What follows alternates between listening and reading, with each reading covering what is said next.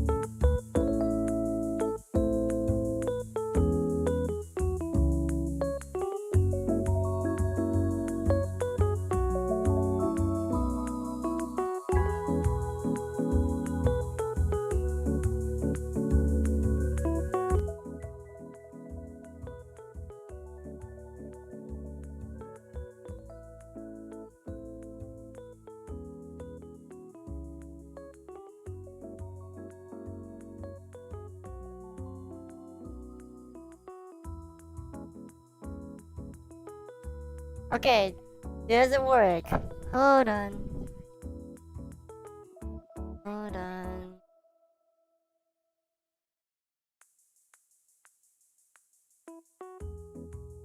Then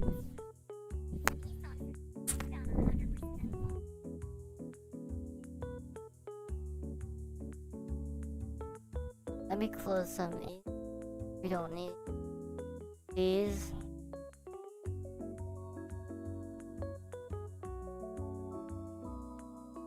Okay, we're good, we're good. I think. So we're doing the old classical way of reacting to videos. We're gonna go to Discord and we got things.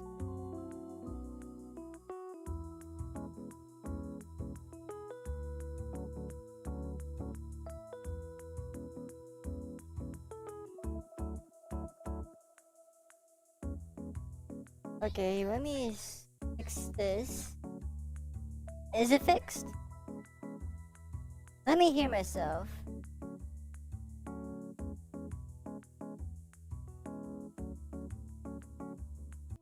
Let me hear myself for a little bit.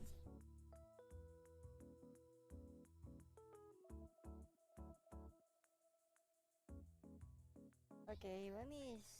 Okay, we're good volume. Just a little sound check.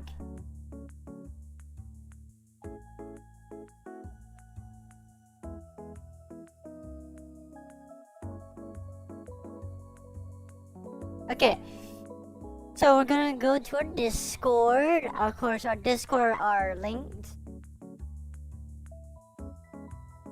We're watching the latest ones.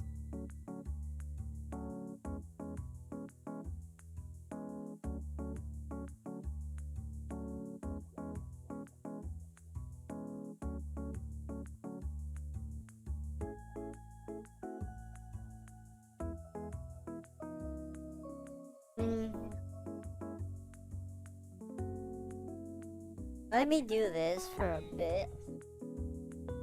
Okay. Ow! Hit myself. Make sure. Let's make sure. Alright. I am echoing again.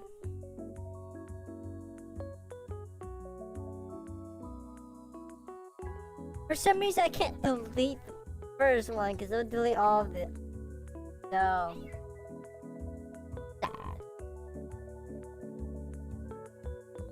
Alright,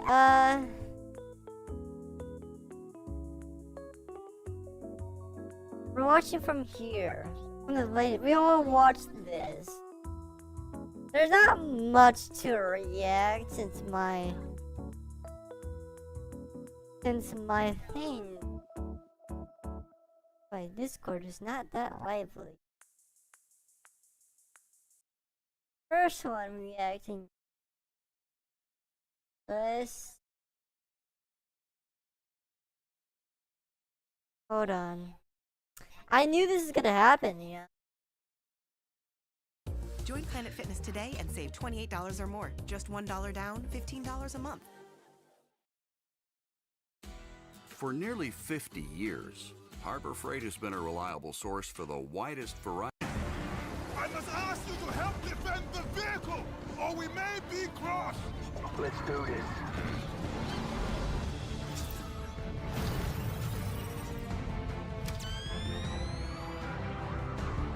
Of course we're gonna get copyrighted. There's no way of avoiding copyrighted. I kinda gave up.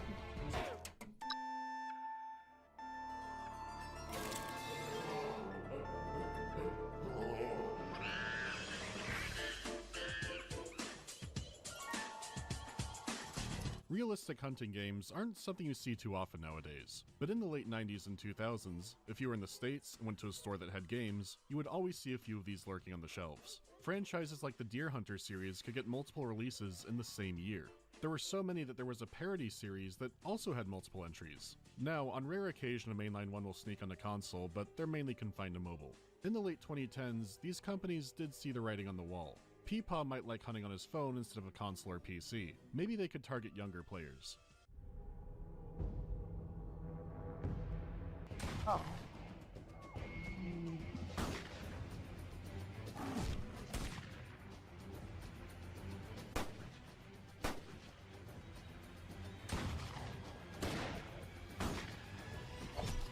Big game excitement just got bigger. Cabela's Big Game Hunter 2010. Rated T for Teen. I never play those. Fuck! The modern audience wants more action, more violence, and let's face it, sitting in the grass to snipe some animal isn't as fun if it's not in real life.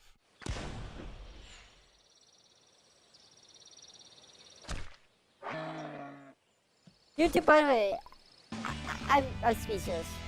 So what do? Accept that the genre is on the way out and moving onto phones instead of mainline consoles? Well, maybe, but this is where Cabela's comes in. The biggest name in hunting games and an outdoors retail store chain. Their games were also being published by Activision, and someone said the 7... This is 46 minutes long, by the way. I don't play hunting games. I only play like Gears of War. I don't know. Hollow. That's how you spell it? Or Halo? I don't know. 7 of those two. I'm definitely get roasted. Many 7th gen games. We want the Call of Duty audience. The Modern Warfare trilogy is going gangbusters, and the publisher especially knows this. They had been poking at more action for a while with Cabela's Dangerous Hunts. The first one was an action FPS with a few survival elements. The environment was a danger, you'd fail if you killed non-game animals. It was still in the spirit of a hunting sim, pushed a little more into action. But each new game dropped more and more of the simulation stuff. Conditions had created the perfect storm for Cabela's Dangerous Hunts 2013. It is the last of the Dangerous Hunts lineage. It is a final, desperate I only had Xbox One. Glorious. And sure, other developers have since made games that integrate horror and hunting perfectly, and this one also has intended horror sections, along with some of the most insane things I've seen in a video game. It has since been delisted from all online stores, so strap in for the hunt of hunts. From the moment you launch, this game sets a tone.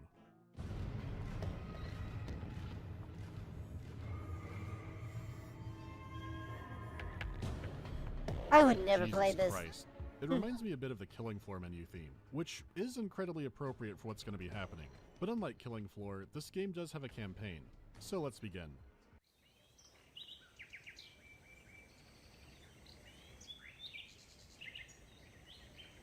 Be patient. You want the buck, but you don't have a shot yet. Start with that darker doe on the left. Just aim. There aren't any bullets in the gun yet. This is the perfect example of normal deer hunting games. You sit in a spot and use Batman Detective Vision to shoot at a deer's organs. Which does fit because you look like Christian Bale, just Reign of Fire Christian Bale. But the game claims that he's named Jacob, and his father has taken him for an outing to learn the art of vaporizing a deer. The game's controls are shockingly finicky. Even with aim assist off, if you scope in, you automatically get pulled towards the animal's organs. And this isn't a tutorial only thing, it's like this the whole game. You have to let the game's aim sway you in, because if you try to do it manually like here, you're fighting it. The buck is hunted, the Cabela special is complete. That's still fun. That's still fun when they force you to aim the organ. I'm fine if they're doing it in tutorials, but not like not outside of the tutorial. Come on. Like, if you can't aim, then you got like bad skill issues, and you should gently quit the game.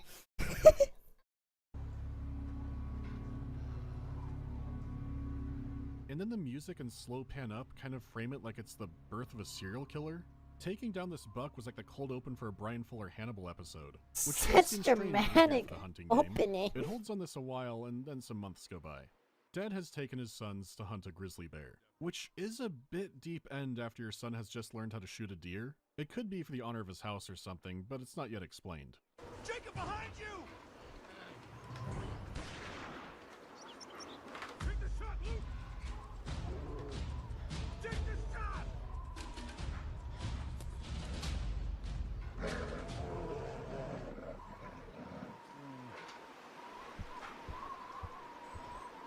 Either of you hurt?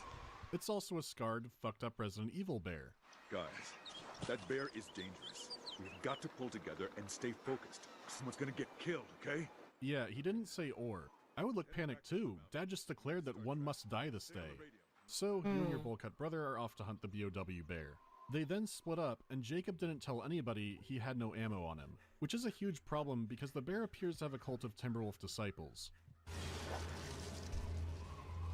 Oh. But you do make it back to your family. Wolves wouldn't just swarm all over you. They're more skittish animals than you might think. I'm gonna draw it out. Hang back until I give the word. And now Luke is running off on his own. Why is everyone trying to solo the bear? If you've never seen a grizzly in person, they're huge. Yeah. It's not the polar bear or hippo end boss, but monsters are real. They're smart and way faster than you would think. And Anyone very who brings up powerful. the gorilla versus grizzly bear fight simply does not know what a grizzly bear is. Luke's rifle could do the job if he has great aim and isn't shitting himself. I don't think Luke has the will saves for that. I'm sorry. Luke, what is wrong with you? This isn't a game. Not missing another shot. Get back there and stay with your brother. He's just gonna get in the way again. Jacob, make sure your rifle is sighted in. On it, Dad. Luckily, Jacob finds plenty of ammo, so you're all set.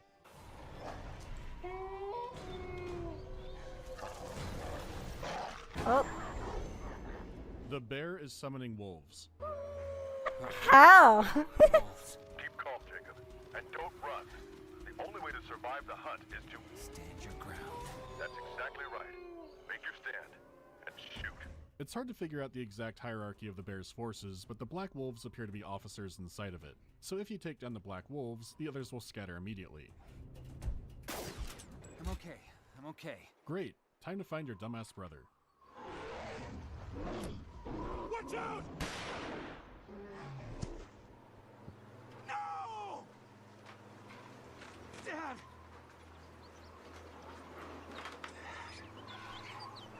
I'll admit, I didn't expect Death by Bear to be similar to Death by Freight Train. You know, dying is no fun, but that is the most pleasant way you could go via bear. And now the real story begins. 10 years have gone by and Jacob is taking a trip to Uganda. He does it annually to honor his dad's birthday. It was his favorite place to hunt when he was younger. He died before they opened it up again. I've been out several times. First time with my brother, though. Yes, he has arrived yesterday, already at the camp. I understand it has been many years since you have seen one another. Yeah, that's right. Ah, well, he has quite the impressive reputation, you know. Yeah, I know. Hunting runs in our blood. But you are a conservationist, yes? Park ranger, back in Alaska. Excellent. Make sure to keep that in mind. Jacob is a conservationist, a park ranger who loves the environment and animals, which does make you wonder why they keep setting this up like a horror movie. Some of the lines sound straight out of Blumhouse. Well, I appreciate you taking care of us, Ed. I have a good feeling, Jacob. I think this will be a very special hunt for you and your brother. Very special. Yeah, but Luke didn't leave a great impression last round. Though unlike Jacob, who mainly works to preserve animals, Luke has apparently become a master big game hunter. So there could be some drama in Jacob not measuring up to him, and then all hell breaks loose.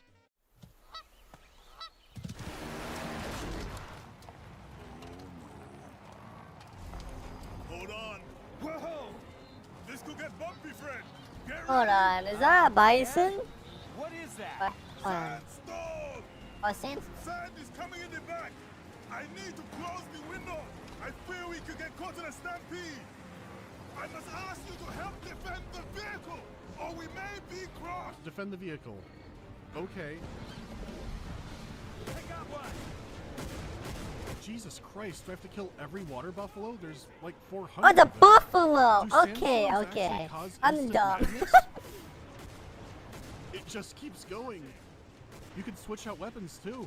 This is all self-defense. It's Howell's moving castle doctrine, aka get the fuck away from my Jeep. Oh, they're leaving. Leopards! Holy shit. Leopards looking confused around a dead bison? They're trying to steal our fucking decals. Oh my god, get the fuck out of here. Is this a roadblock? The leopards set up an ambush? I have so many questions about Africa and sandstorms, but I'm not an expert. I'm a conservationist like Jacob. I know jaguars are ambush predators, but that was... Oh, the bison are back. The game has you back to shooting bison for a while, but the mix-up comes when the birds are in on it too. It's hard to tell, but they sure look like they could be Canadian geese, which would be why they want to kill us. Everything wants to kill us. Let's go to the buffalo lane. Oh! The animals don't get it. Jacob will glass all of Africa to defend this vehicle, and it just keeps going. Constant new threats. I saw the Impala reaching. And every time you think there might be a break and you're out of the storm, you look over the ridge and look at that. The bison are back. Hey, do you know you can't shoot rhinos? Because it's illegal there. I'm pretty sure. You can correct me if I'm wrong. But I'm no expert. You can't shoot rhinos. Jacob's vacation is turning into a scientific incident. He may have hammered deep enough into the buffalo gene pool to change their fate as a fucking species. Of course, this is a game. YouTube, please don't get me in trouble with this. Far behind. Did the bears survive and orchestrate all this? Look at this. What is there to talk about? Is this what Dad wanted? All animals bigger than my phone must die? There are plenty of animals here to the point that they might literally grow on trees. Because at one point, Ed accidentally hits a tree and it's like a pipe ruptured. He turned on the leopard faucet. It's pure leopards. I haven't seen big cats behaving as a liquid like this since Roar. And the bison never stop coming. It's unbelievable. 2 missions in, and it's the greatest hunting game of all time. And look, it even sets up a rhino to be your rival.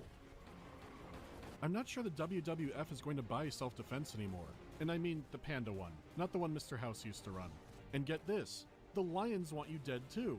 At least these are pack hunters until a giant pillar falls down that pulverizes a good half of the pride. Who would have thought an African safari was more like Time Crisis? This game does not make you a conservationist. It makes you think maybe people were too hard on that dentist. Maybe Cecil the lion had AoE attacks in multiple phases. I wasn't there. Is that why Cabela's stopped making these? I mean, technically it was a Czech developer, but Cabela's approved it. When you see lions running past water buffalo and impala to specifically get you, it opens a lot of questions. Is this another iteration of Blue Gender? I'm talking about Blue Gender twice in 1 year? Who cares? Blood for the blood god. Oh.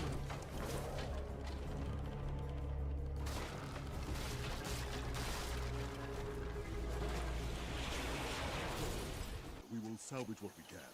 But right now, I have to make repairs. Maybe you should start your hunt for the day. I'm sorry. Start my hunt for the day? I'm amazed that he survived the commute. How would you... Maybe you can find... Bro, if I was him, I would just stop and just rethink my whole entire life. That voice.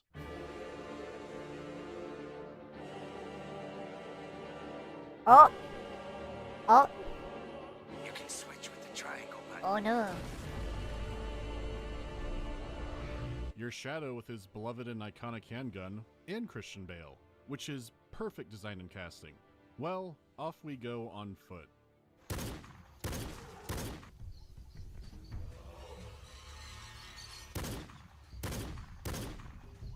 It actually is kind of tense moving through this bush.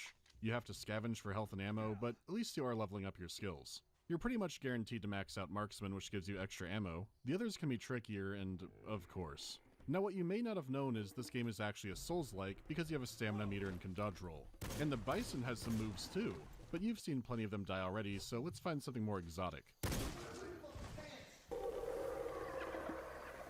Ah, hyenas. This is where you learn about the turnaround button, which is instantaneous. And look, while it is fun to forever change the biodiversity of these animals, the aim assist and drag and how you move the weapon is just so clumsy and awful. A lot of it is due to something many FPS games do that you might not notice. In many other shooters, the gun follows your crosshairs, or the screen is more fixed on it to where the gun always follows it. Most of the series was light gun compatible, and this is no exception, which would work better if the whole game was on rails like the car, but it still felt and looked awkward there too.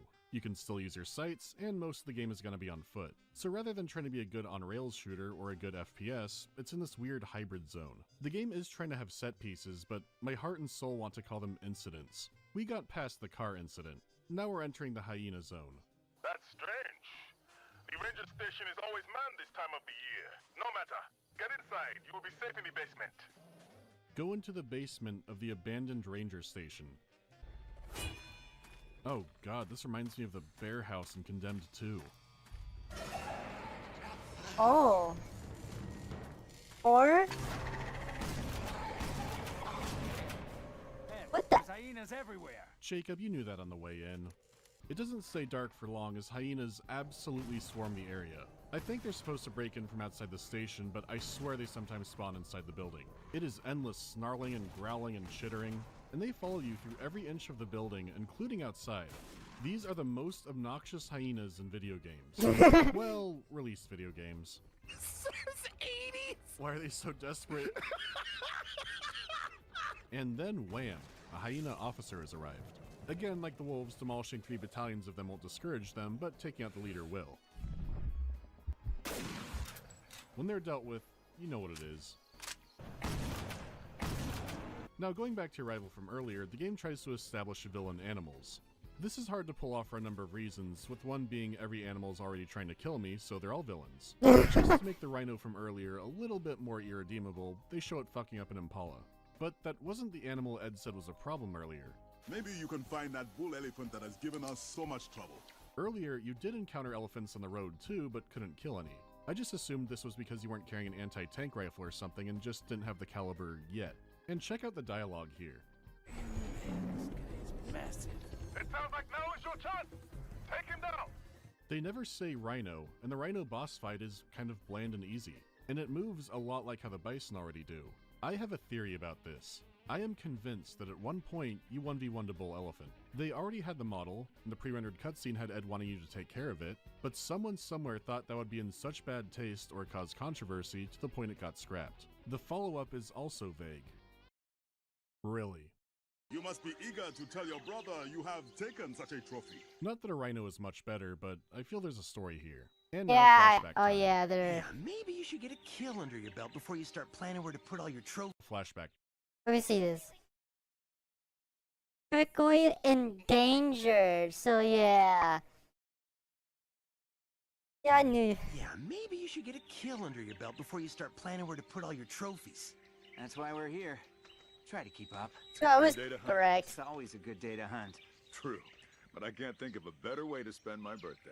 2 guys I'd rather spend it with. So we're taken back to pre-bear collision, and this is a strange choice. We've already seen how Dad and the bear allegedly died. So now we're taken back to the beginning of that story where the brothers are inexperienced hunters. But at least Alaska is beautiful. Go for it. Look after your brother. Awesome. Wait, we're back to hunting elk? Cabela's, I don't think we can go back to this. Not after that. But hang on, Desert War in a car followed by a sneaky climb through the mountains. Are they actually using Modern Warfare 2 as the blueprint? This is not the same atmosphere. Alright, I'll take the one on the You take the one on the left. 3, 2, 1, now! Great shot. Oh. Nice work. Oh god, are we gonna get Cabela's version of no Russian? But for now, Dad is pleased that Jacob is killed, and this fills his eyes with light. So this chapter is more to explain why Jacob is the way he is. And to be fair, an elk hunt is a nice break from the horrors of Africa, which were— oh shit, what the— okay, never mind. Pursue the moose. What is it? I think some wolves may have picked up the smell I of blood. thought Australia The wolves, or some wonders Ohio they're would be The worse. tier list for these animals is just completely wrong. They treat the moose like it's an oversized gazelle, and the wolves are the wolves from The Grey. That did come out while the game was in development. Liam Neeson says that wolves will kill all life within 30 miles of their den, and that appears to be the rule here too. There's a lot of them. Hang on, we're coming.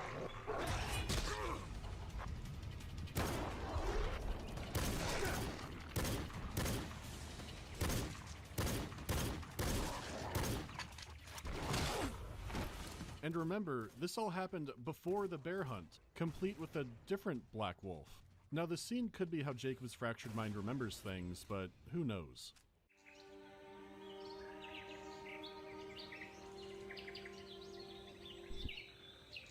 Oh, yeah, 100% crazy.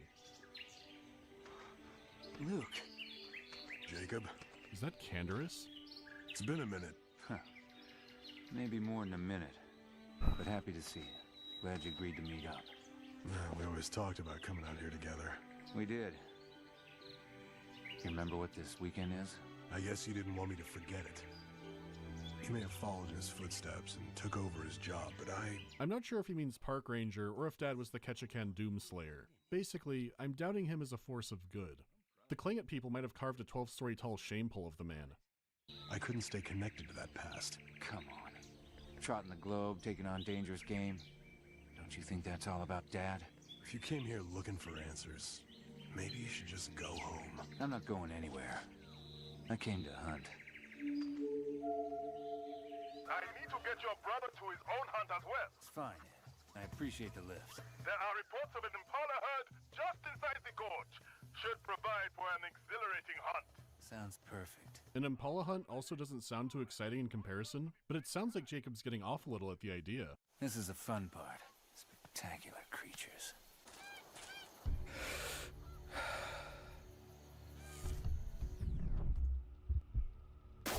Oh, come on, that didn't count.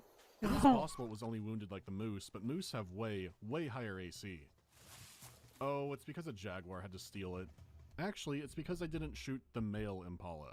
So every so often it pretends to act like a real hunting game again. The entire impala hunt lasted maybe 30 seconds before it went off the rails. Though I really do dig the Predator jungle drums in the soundtrack.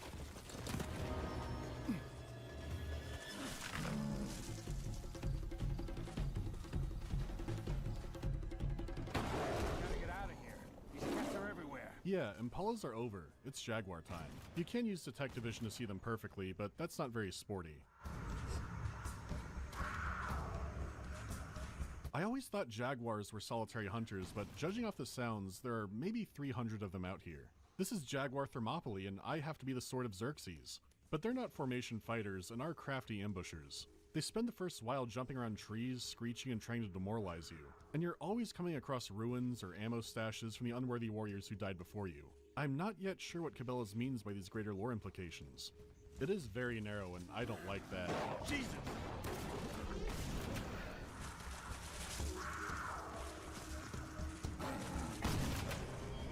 Jaguar Alley actually wasn't so bad. Impalas could be back on the menu. Not good, not good. I got lions here. Repeat, lions. Jesus Christ, they're eating the jaguar? Do lions hunt jaguar? I'm positive they could, I just don't know if they do or even live near each other.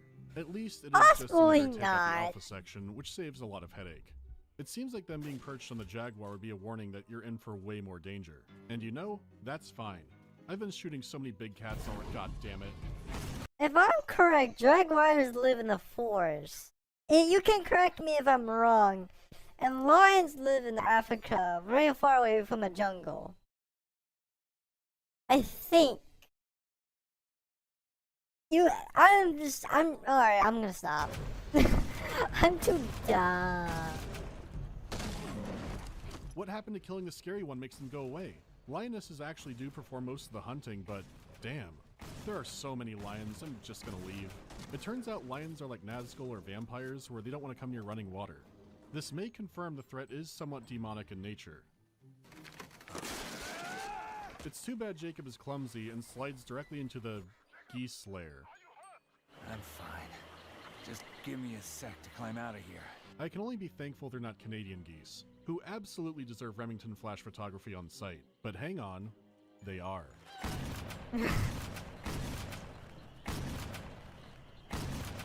Not one goose. They're always hissing and biting like that. Wait. Oh god, crocodiles? Nile crocodiles are in on this? I guess that makes sense, they are ferocious. Though it looks like there was just the one for now, which is kind of odd. Usually there are... Where'd the music go? Defeat the hippo? What fucking... Ah! Why is there a hippo in the reeds? How did we survive as a species before guns? Where are the fucking impalas? This one's more of a real boss fight, but I finally defeat the hippo. It has phases? Of course it does. A hippo is an animal that I accept has phases in real life. Why do I have a bad feeling about this? You know, hippos are damn fast. There you are. Oh. Actually, you would have been dead by that in game. Because hippos are a lot faster. I know Ed said we did, but I are think we actually taking trophies? we did. Getting meat or Okay. anything? We can kill I'm gonna shut up. 200 animals at high speed in a car, and I don't think we recovered any of those. And these sounds are not promising. I see. Is there a way around the baboon hive? I did check around, but no dice. This takes a strange turn. Alright, I'm inside. Jacob, it is very hard to hear. You must keep moving forward along the path, but just don't left. Is the game implying that the baboons are jamming me? This has disturbing implications. And man, Jacob cannot stop losing his footing. For how good he is at obliterating nature, he's a clumsy dude. And now the baboons have me where they want me.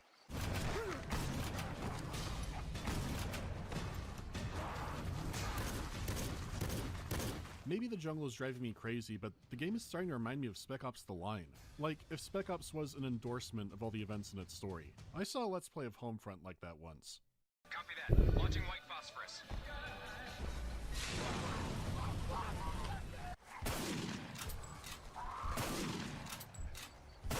I know I'm stuck on this, but the Impala Hunt itinerary didn't mention quick-scoping baboons. I'm going to abridge this because it rains baboons the entire Riverwalk. There's a lot to think about platforming out of Baboon Alley. Dad loved hunting, and this whole ordeal is to honor him, but more like a ritual. Why is all of nature out to kill Jacob? The sandstorm feels more and more like some kind of divine event, and the game is getting into a surprising amount of horror. Why bother with the flashbacks of the beginning of the bear hunt when we know how that ends? Is it to show our villain origin story in full? Oh, but Ed temporarily makes it past the monkey jamming to warn of more leopards. Their alliance with the baboons is strong. Hold on, is chat working?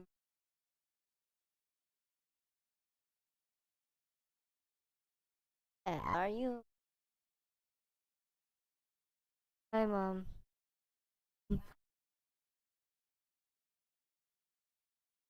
I wonder why was this? There's a lot of subspecies. Oh, okay, subspecies. Hold on, chat isn't working. Chat, are you alive, chat? Chat.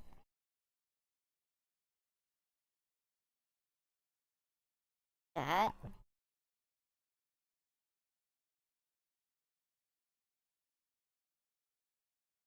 Hold on. I think chat is dead. Okay, it works now.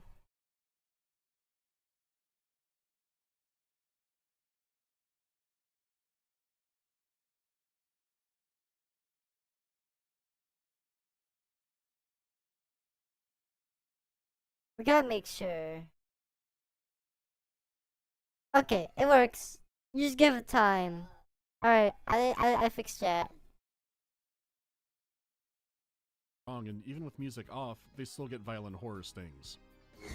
They're subspecies, okay. And I know it's an alliance because across the valley, the Baboon King is encouraging it. And he's immune to the hunting rifle. What protects him? The forest is so dense with leopards, you can fire into any tree and one is guaranteed to fall out. Yeah, weird. Yeah.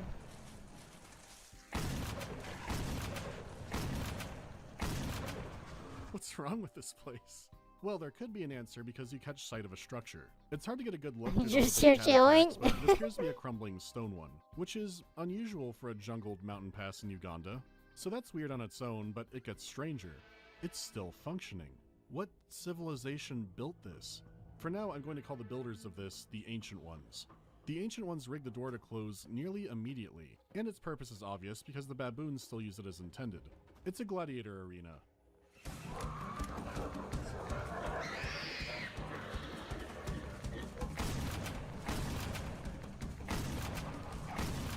And it comes complete with death traps. Is this what it means to respect your prey? Why are baboons the overseer of the arena? And the whole time, the Baboon King sits up in the rafters throwing down insults. What's happening? Don't know what's happening, but enjoyable. Hear that boss music?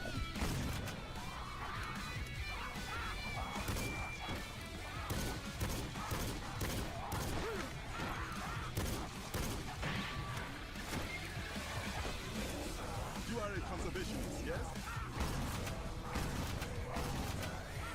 You know, when you shoot a deer in the tutorial, this isn't where you see things ending up. The trapdoors barely slow him down too. He knows this arena well. It's a frantic but doable fight. It's the ending I find disturbing.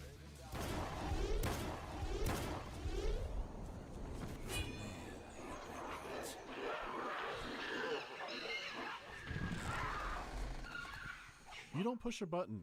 The death of the Baboon King wills the door open. Is there lore I'm missing from a different Cabela's game? Please let me know. And you immediately fall again. Luke?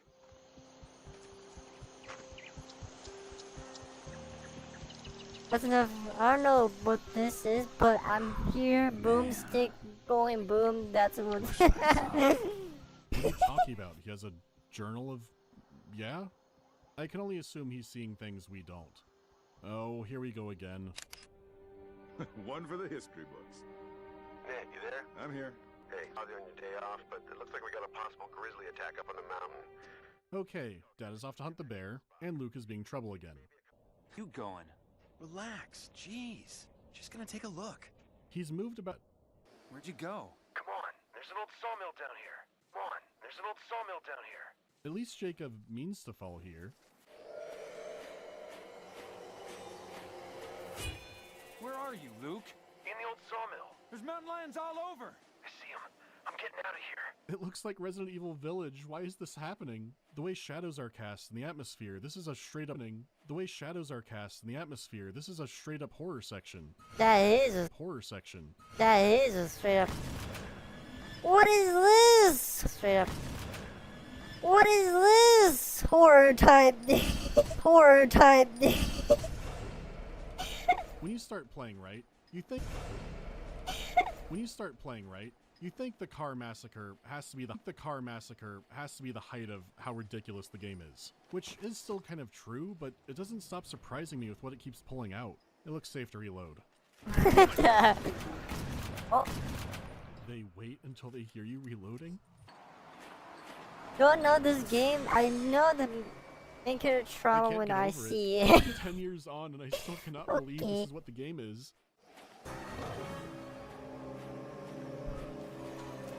All we hear is some It's like action something from an on. AVP game, but pumas. Puma.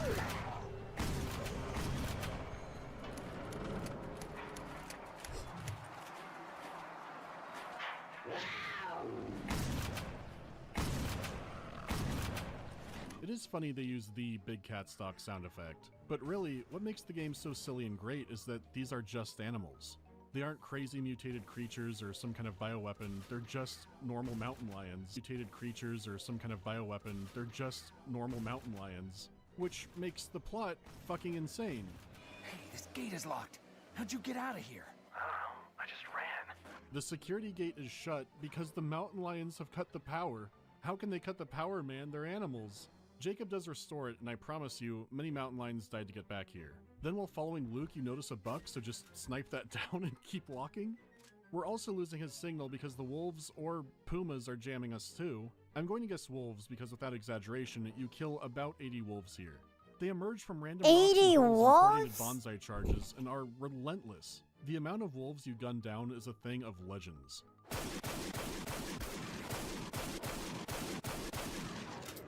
That's the scouting party down. It's a wolf river. You are a conservationist, yes? I can only wonder, how has Jacob not murdered Luke yet? In fact, when I catch up to him, I try. The game doesn't let you, but Jacob's heart is beating so quickly. And he dares to ask what took me so long. Gotta go after him. Make sure he's okay. No way, man. He said stay put, we stay put. That doesn't matter now. Someone you care about could be in big trouble. You go after him. You didn't put down a horde of apex predators, Luke. Jacob! Mr. Marshall, do you hear me? Yeah, I'm here, Ed. What's happened? Something very bad. There's been an animal attack. A man was killed. An animal attack? Out here? Unthinkable. And your brother? Luke? Yes. He is very angry. He is going to kill the animal alone, without help. Impossible. Truly insane. I'm on my way. So the flashback mirrors chasing Luke again, I guess. Tonight, something attacked and dragged a man away while his I thought he family said watched. tonight we're gonna steal the moon tonight. The family is hysterical, but insist it was a black lion. No such thing as a black lion. Your brother, he said the same. But then he found out that it was a father with children who was killed, and suddenly he got very agitated. His face became very red, his breathing was upset. Okay, we're vicariously avenging Dad now. Except that Ed says this forest is the extremely dangerous one. You know, compared to our stroll through the 100-acre wood we've been having. It is not wise to follow. Doesn't matter. Someone you care about might be in trouble. Go after him. Oh, that's what the flashback was for?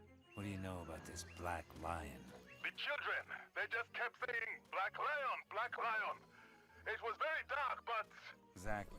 Could have been just a normal lion. Yeah, there could be no such thing as a pitch black hedgehog either. Also, is this one of the Alaska cabin assets out in the jungle? Surely this represents Jacob's fractured mind and warped sense of reality. And then they arrive. Completely normal lions. Normal for Cabela's dangerous hunts anyways. With you first tonight, Jesus. but well, just for the bit. Oh. Could we have the heart-to-heart away from the lions? So, this explains why he hunts man-eaters.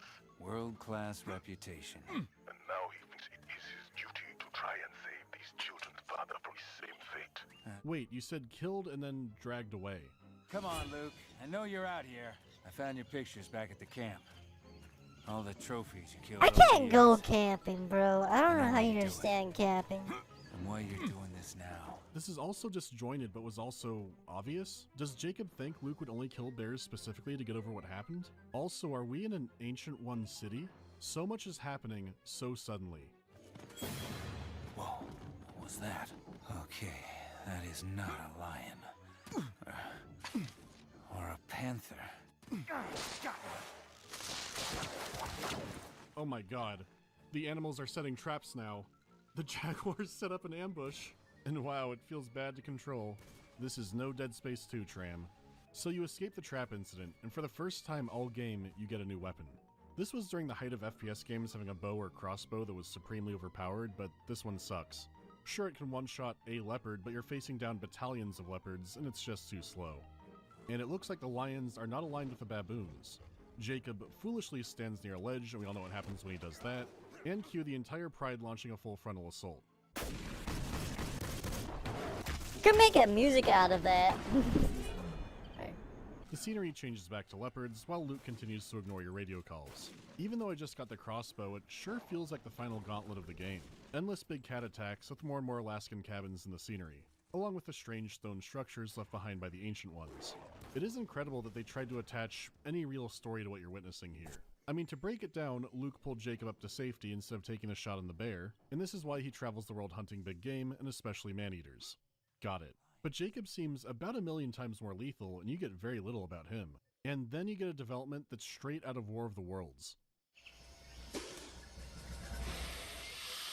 After slaughtering hundreds of apex predators, he's brought down by a lowly snake. He had an actual Achilles heel. The news of imminent venom death finally makes your brother break silence and head towards you. Ironically, the venom snake Yeah, gave but you hey, slightly it's color fun. grading.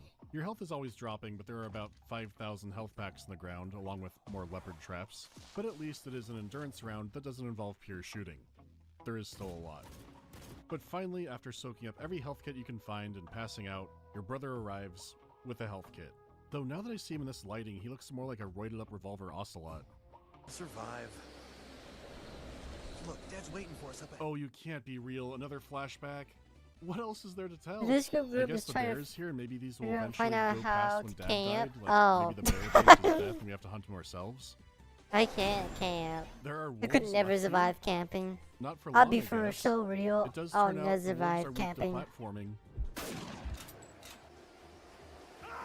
What is going on up there?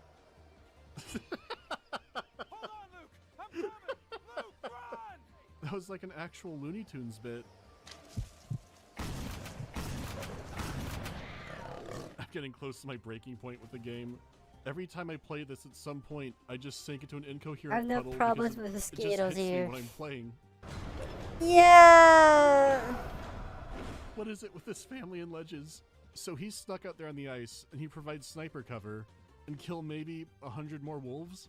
And if you're lucky, you can shoot the ice they're on and send them to the bottom of the lake. I guess we never bothered to tell Dad this story when we linked up with him. Or you know what? Maybe it was a pure snake venom dream. Jacob might have shooed a wolf away from Luke, who has left me half comatose in the Eldritch Baboon and Lion Jungle. I know you're out there. I love you, bro. I really do. You just saved my life. Again. Did he get trashed off anti-venom? Oh my god, a pig. And there's a cliff where you can take down some wildebeests in self-defense. I was convinced that at this point the game only had cats to throw at you, but there's more, somehow. But there were still dozens of leopards in the ancient city, and you get the idea. Jacob still wants Luke to stop the hunt, but Luke's going on the hunt. Keep running. Good. I'm not turning There's back. gotta be the force and more predators in existence. The mythical black Yeah. likely bred There's, by the ancient ones there's to way defend their too many holy damn sites. animals Incredible in this species, so 5 forest. seconds later, you find a shed full of explosives. Can we finally abandon all pretense and just start carpet bombing the jungle?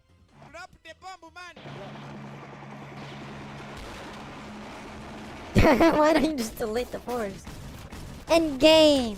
I'm joking. I'm starting to wonder if the Black Lions are the ancient ones, but at bare minimum, they are collaborators, so all this shit has to come down. Just like Astoria. I think what's more baffling Yeah, I is the just rumor made that that there are joke. large prey animals comfortable hanging out up here. Also, my Black Lions are the ancient ones theory feels more and more sound as this gate opens up for them as they're chasing Luke. He has somehow run out of ammo in a jungle where there are more bullets than berries. So it's very similar to the wolf defense mission, except Luke seems even more pathetic here. Black Lions just stack up on him like an Assassin's Creed fight and take turns barreling him over. It's almost like they're trying to tire him out so they could properly arrest him or something. I am a jerk. Yeah, I know. Maybe now you'll listen to me. We're in this together. Just hang tight. I'll follow your tracks. Look for a nearby cave. It leads down to the gate.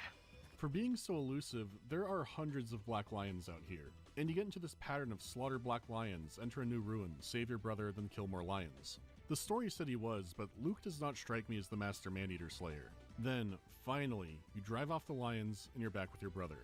Good God. Wait, there's alligators in this forest. Keep up. That monster's so close I can feel it.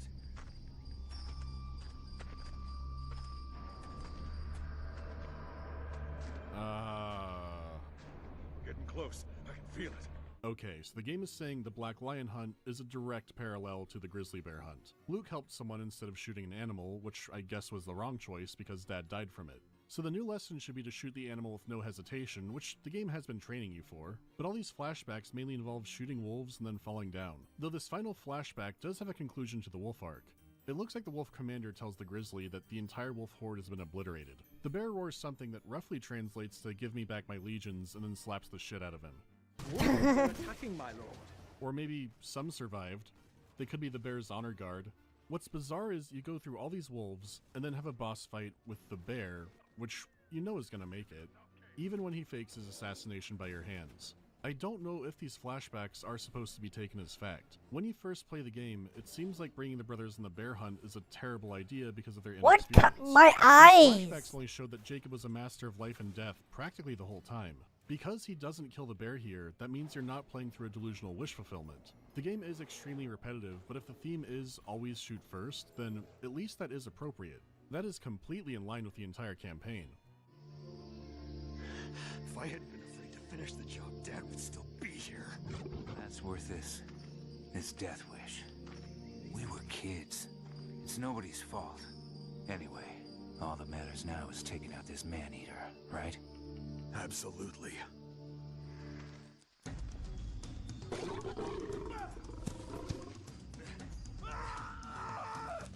Oh my god, it's taking a hostage! That confirms that the bear was dead for sure, and the Ancient Ones are the Black Lions, or have chosen them as their successors. The Emperor Black Lion is the force behind everything, and he's taken your brother to directly challenge you on his mountaintop fortress. And he sends down henchmen animals and dangles your brother around just to taunt you. Luke, I'm coming! You stay away. He's hunting you. Luke! Talk to me, man! Note that his roar is shaking the ground. How is this from Cabela's? Do you know the Australia has the most venomous snakes, the most venomous spiders, the most venomous fish, the most venomous yellowfish? Yeah, I know.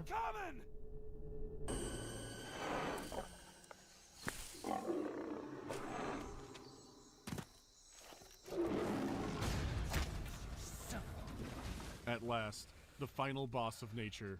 And he makes it hard to get shots off because his roars completely throw off your aim. And when you do get a hit, he teleports away.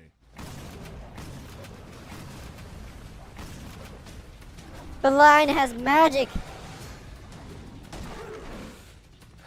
Did you know they discovered a new spider in Australia? Coward! It was a castle big boy.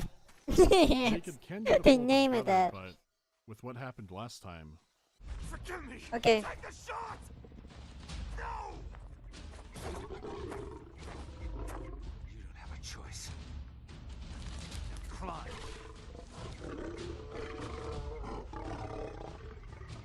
oh no. I didn't think this was what the game was going for, and this isn't looking great for Luke. Jacob did decide not to immediately shoot the animal, so this was inevitable. Wait. Oh my god, it's over. The hunt is done. 4 inches of pure death. Yeah! Yeah! Big boy! Just like you did when you pulled me away from that bear. Really? Alright? Yeah. I did not expect that turn. Alright. We came out here for a reason. Let's get on with the safari. Together. Get on with the safari? Okay. Are there any left? Bro, that's a massive Little guy got dragged off. extinction right No there. follow-up? Cat dead, details later? And the lesson was to always help before hurting? Utterly deranged ending. Fitting for an utterly deranged game. Oh my god. And the series ended here. Now you just have the single and multiplayer special ops. These modes are more the kind of thing you'd expect from this game. Oh. By nature. And then Maneater's more like the campaign. Hunt all animals. What is there left to say? This is supposed to be a hunting power fantasy, which it does succeed in that. No game has succeeded more than that. But its bizarre tone, delivery, and how it frames the story makes it come across like glimpsing into the mind of a serial killer. It's an absolute Frankenstein born from a perfect storm of conditions. The pile of bodies you leave is truly staggering. Hundreds of animals will die by your hand, and the game ends with the protagonist, smiling as Hallmark music plays, declaring how excited he is to keep going. The fates of other characters or the bizarre things in the world are never elaborated on. I can only say it's a shame the game is currently delisted, because even in the Cabela's catalog, there's no game that gives you a campaign quite like this. To have this kind of premise with realistic animals and it's completely sincere, it's just nuts. And that makes it a game worth talking about. So, have a happy Halloween, and for God's sake, don't leave candy out in the yard, because God knows what it might attract.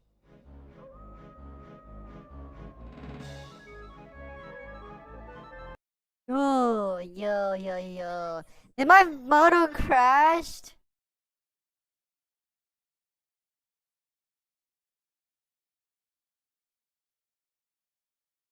Uh-oh.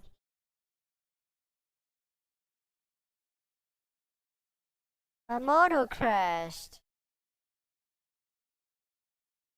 Be right back. Hold on. Let me close this. I will.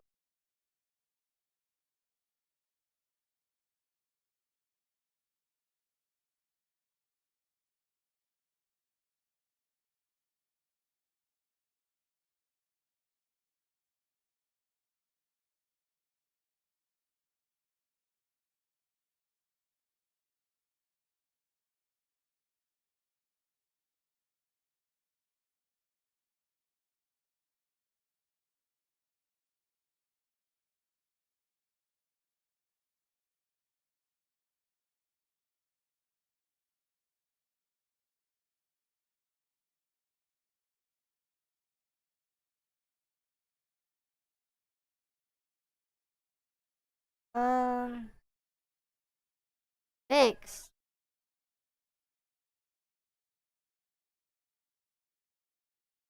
Hold on. Wrong one. Hold on. Wrong one. How do I know it's the wrong one? Because I am too big. This is the right one. Okay. And I'm too big. Hold on. Let me shrink myself.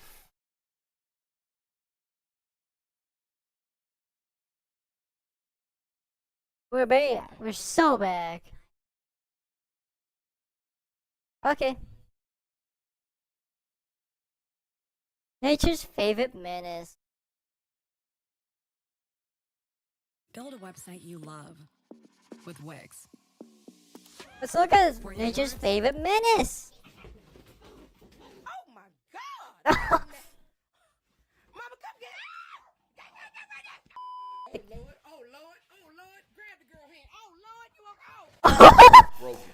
A term used to Bro, describe use a character's WWE on the freaking dog. intended and exploit the game's balance in their favor.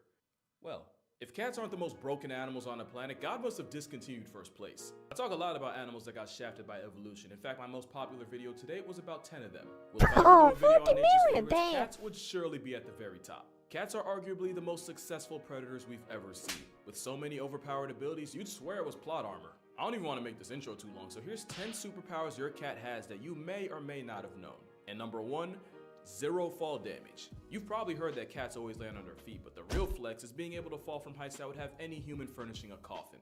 A 1987 study showed that out of 132 cats that were brought to an emergency vet in New York City after falling out of a high-rise, 90% lived and less than 40% required life-saving treatment. It gets even wilder when you realize that cats actually have a better chance of getting airdropped from a building and walking it off the higher the drop was. And it's all because cats understand physics. You see, when you're in free fall, you accelerate towards the ground until you reach terminal velocity, where you literally can't fall any faster. When cats reach TV, they splay their legs and kind of just parachute the rest of the way down. And instead of landing on their feet, they break their fall with their chest and abdomen.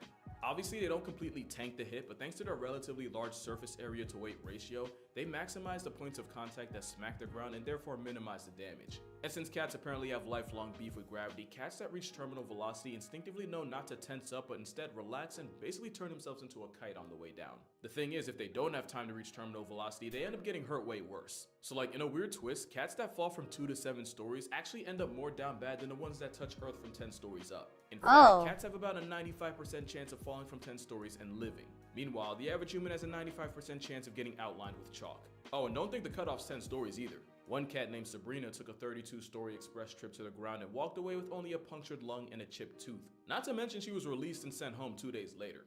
Being impervious to fall damage is how snow leopards can not Cats only are make built a living different, in they the are. woods, but can legit fall clear off a cliff, and the only injury they take is to their pride. Speaking of plot armor, did you know cats are actually built to predict the weather? You see, cat hair attracts static electricity, so they can pick up on the buildup of electrical charge that often comes before a really bad storm. And the cat's inner ears are sensitive to sudden drops in atmospheric pressure, which announce the arrival of a cloud assault. Technically, so can we. It's why our ears do the most and pop on a plane, but it's just that cat ears are that much more sensitive. And they can even smell rain and lightning coming. It's so OP that sailors used to use cats aboard ships as a four-legged forecast. Apparently, a cat with the zoomies means you could expect strong winds. A cat that sneezed was warning you of heavy rain. And apparently, if one licked their fur against the grain This with my cat right then now. you better make sure golfing, because it's finna hail. Now, to be fair, a month surrounded by nothing but sea and seamen gives you a lot of time to just make stuff up. I mean, just how many sea monster stories was just a whale freeing his willy? But there might be some truth to the cat thing. Cats will often spend extra time licking themselves before a bad storm, since having damp fur helps with the static thing I told you about. So basically, if cats could talk, we'd see a lot of meteorologists on unemployment. And speaking of no job, cats really managed to finesse their way into living in nearly 50 million homes in America rent-free. One of the biggest reasons is because cats are the best manipulators nature has to offer. And if you think they aren't, you're probably a mark and you don't even know it. According to researchers at the University of Sussex, many cats will exploit their owners with a soliciting purr. It's more high frequency, triggers a sense of urgency in humans, and even someone resembles the cry of an infant, and we just have to assume that's intentional. And in experiments, not only did humans have a faster response time when hearing that purr compared to a normal one, it even affected people that never owned cats. This distress purr likely triggers a deep, innate nurturing response in humans, meaning you're literally hardwired to answer to it no matter what you were doing before. So apparently cats understand psychology. Oh my too. gosh. That's not even really a joke, because adult cats almost never meow to each other, but kittens do it with their mothers. Gotta wait and see if Wolf joins. Probably not. And it's not just pet cats with this talent. Tigers have been known to imitate the sounds of their prey to lull them into a false. I mean, I'm following. Sandbar deer and black bears. Bro, just listen to this. Are you mooing because you want to be one with the cows?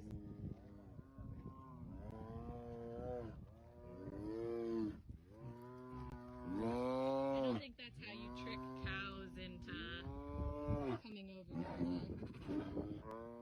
And it's not just tigers. The South American margay will verbally cosplay as a baby monkey just to murk its parents like a Disney movie. And clearly the manipulation tactics were passed down. In fact, cats are so good at working people that they'd actually be great politicians, which is probably how Mayor Stubbs of Talkeetna, Alaska stayed in office for 20 years, even surviving assassination attempts by dogs, BB guns, and a deep fryer. I mean, he's out of power. That sucks. That's often? Oh, okay. Pretty privileged. Same. It's how dolphins got Not Flipper, often, but Willy. sometimes. Meanwhile, the best movie deal Blackouts management for could me. get them was being typecast as Jaws. You see, there's this thing called baby schema. It basically means that humans have an intrinsic bias towards a certain set of facial features in people and animals, to the point where it just makes us want to protect them. And with their big head, wide eyes, and round forehead, cats literally remind us of babies. And even though it's a buff from nature, cats will 100% play into this by figuring out what combination of ear wiggling, whisker pointing, and eye narrowing gets the best response from people. Now add the fact that slow blinking with your cat can trigger oxytocin in both of you, the literal hormone that bonds a mother to her child, and you can see how cats were basically engineered to be irresistible. It's pretty much on every steroid possible. And it's wild because if any other animal had a reputation for cold indifference and global genocide, it'd be Fur babies, yeah. We just let it slide. Cat cuteness virtually has us in a chokehold, and I said virtual for a reason. It's said that 15% of all internet traffic is driven by cat content. That's 15% of all the stuff on the internet. I want you to think about that during this ad. Mine bites you? Your cat bites you? I'm actually curious. But the thing that almost always gets forgotten is that cats give back as much as they take, which leads to their next flex, healing powers. And not just for them. Science says having a cat living under your roof easily extends your subscription to life. Studies show that cat owners are 40% less likely to suffer a heart attack and have a 30% less chance of getting clapped by cardiovascular complications. Whoa. And since cardiovascular disease is one of the leading causes of preventable death today, cats are like a real-life one-up. Not to mention kids that grew up around cats have less of a chance of getting folded by allergies, especially if the exposure started in early infancy or even while they're still in the womb waiting room. And then there's the fact that just petting a cat can nerf stress levels and blood pressure. But if you really want to get literal about it, cats purr at a frequency that's said to improve bone density, repair tendons, and promote healing. I never really fully understood it, but apparently cats purr at a frequency that transmits vibrations to the body. Vibrations that help He's grumpy, but she loves me, but that's how cats act. It's also believed that those same I know how vibrations she can help acts. with soft Okay. tissue injuries like sprains and strains. I know I said they live rent-free, but considering all they do to carry our health, again, I feel like we could let it slide. It's not just a buff to your health either. I vividly remember seeing a bunch of surveys that said that women on dating sites actually find men with cats more attractive. Something about seeming more nurturing or emotionally intelligent. On an unrelated note, Is that an orange cat? Those lazy son of a guns. By the way, 55 is a normal fee for a cat. That's crazy. Oh yeah. We were big.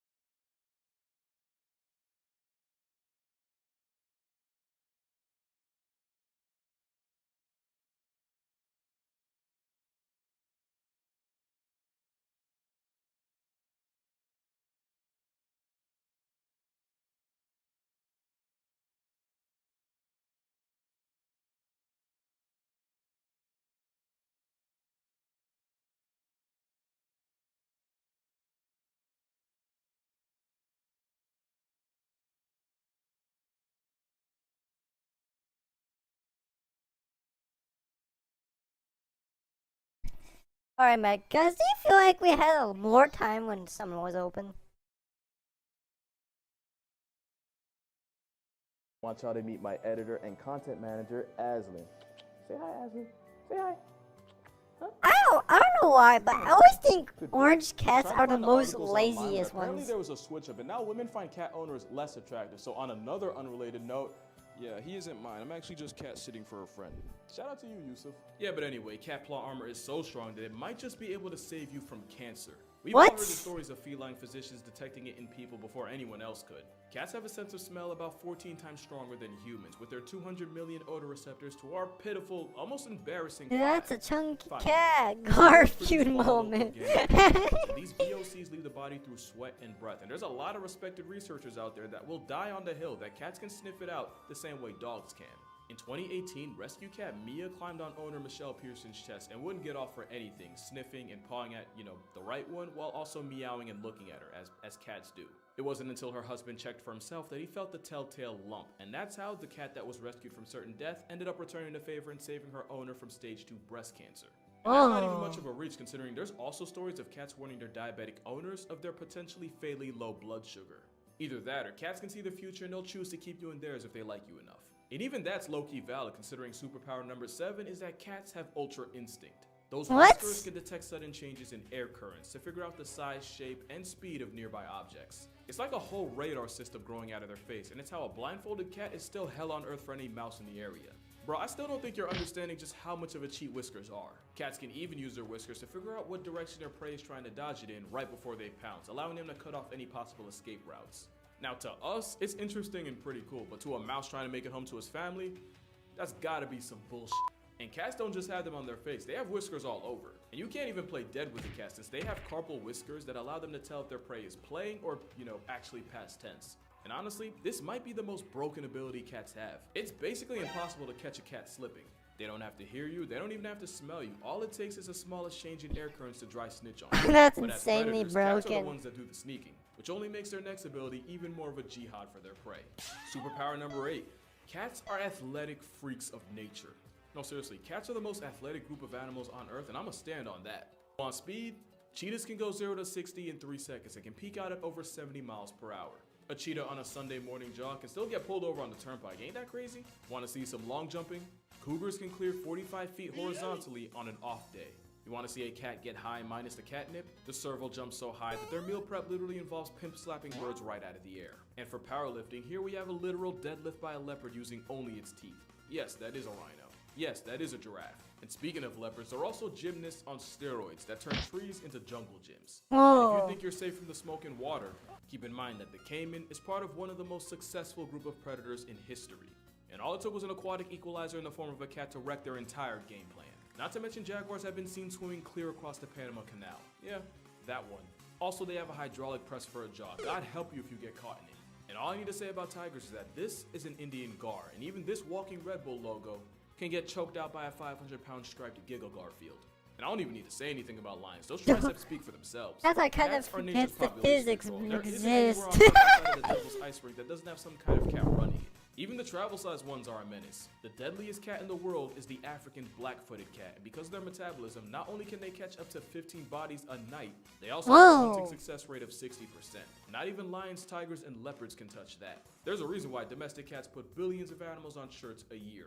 And sometimes they turn entire species into history lessons. And unlike their wild cousins, a lot of times with domestic cats, they do it just for fun. Yeah, you think it's cute, but it's bloodlust. And if you're a mouse and op with whiskers, it's like Thanos. They do be inevitable, especially when you factor superpower number 9. Cats can teleport. I'm dead serious. Cats do this thing where they just spawn wherever the plot needs them the most. As solitary hunters, cats can cover insane amounts of distance in times that really make no sense. Take mountain lions, for example. Young male cougars will often travel hundreds of miles away from their mother's territory to find their own. In 2009, a tagged cougar took a walk that took him from Black Hills, South Dakota, all the way to Greenwich, Connecticut. Basically, he hiked from Mount Rushmore to 30 miles from Manhattan. And it's not just cougars that go cross-country. A tiger named T1 managed to walk 800 miles across India in only a few months, fueled by nothing but the power of horny. And of course, there's a story of El Jefe, a jaguar that randomly showed up in Arizona just outside Tucson. I could really keep going. From June 2017 to July 2018, a young lynx trekked from a wildlife refuge in Alaska all the way into the heart of the Yukon. A trip that totaled 2,174 miles. His name was Hobo, by the way. Can't even make that up. But the best story of teleporting cats was Clementine Jones. She was a cat in New York whose family left her behind because they were moving and they figured the trip would be too hard on a pregnant cat. Oh, little did they know. Clementine spent a couple of months with her kittens and then one day just headed out. And found out at her old family's home 1,600 miles away in Denver. And it's not even like the family got tricked by a dupe. Clementine was born with an extra toe and had a burn mark on her shoulder. There was no mistaking her. There's only one cat power that's arguably more impressive, and you saw it coming as soon as you clicked on this video. Superpower number 10, mind control. And it's all because of a little parasite called, you know the name, Toxoplasma gondii. It all starts when this parasite enters a cat because they literally only reproduce in their bowels and their eggs don't get passed until the cat has a movement, usually in a litter box. Now here's the problem. The Toxoplasma gondii needs to find a way back into the cat in order to hit restart on its life cycle, and the best way to do that is by setting up shop inside one of the animals on its grocery list. The only issue is no mouse that values its life is going anywhere near a death sentence with toe beans to make it happen. So the parasite, which by the way basically uses the mouse as a layover, they begin to rewire its brain in order to remove the fear of cats. And I don't know how, but infected mice can even start fiending for cat pee. With more irrational confidence in a father of four and an Instagram model's comments, it's easier for the mouse to get body bagged by its number one op, thus repeating this vicious mouse-murking cycle. And of course, we now believe that when this same parasite invades us, they do the same thing they would to a mouse. Which is why popular opinion is that the Toxoplasma parasite causes an unreasonable attraction to cats. And it's possible that this factory reset of our personality is due to the parasite making enzymes that control dopamine. And it's not just humans that can get infected. Turns out afflicted hyena cubs end up bolder in the face of lions, which is a great way for them to get invited to a meet and greet with Mufasa. It's not 100% proven that the parasite's responsible for all the cat people in the world, but hear me out. There's proof that this parasite was present in ancient Egyptian mummies. And these were the people that straight up worshipped them. Not to mention up to a third of all people alive right now have it, and most have no idea. And that's why I say cats have the wildest plot armor I've ever seen. Because real talk, only cats could spin a parasitic infection into a way of living rent-free. Trust me, I would know. Isn't that right, Maple? And that's why cats are the most broken animals in nature. With cats being nature's cutest form of population control, I talk about them a lot in my book. Hold on, sorry girl. Okay. With cats being nature's cutest form of population control, I talk about them a lot in my book, 100 Animals That Can, Redacted, Kill You. Link in the description if you want to see for yourself. But make sure you drink water, hug your mother, hug a cat. It might just save your life, and if he allows it, I'ma see y'all in the next one. Oh, you're such a good boy. You're such a good boy. Okay, you can go now. There you go. Okay. What is this? Oh, I didn't know that. I'm back. Seems I didn't mince much. Just cats with plot armor? Yeah, it's just cats with plot armor. Okay, what are we doing in group chat?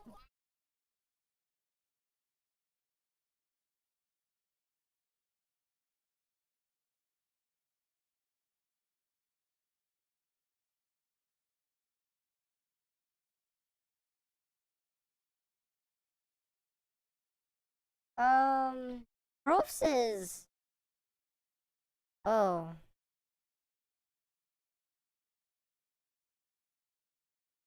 That 36%. Oh, okay. Come on. Oh, I did not see it. We're gonna watch that later. Typically, I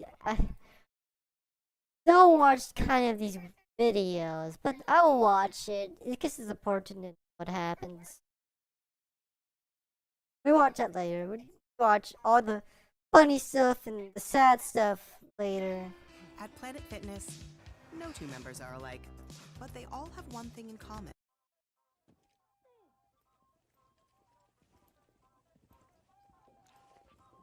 They're right outside the door. Really? Shall I go? Yeah, Yeah. go for it. All right. Go this, please.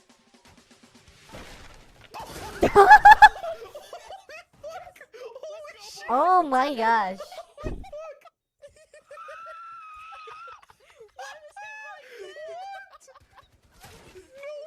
What? I knew that was the tactic, man. I knew. Oh, the prediction.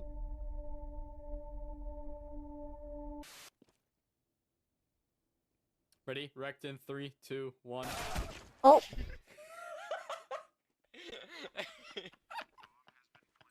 That was so perfect.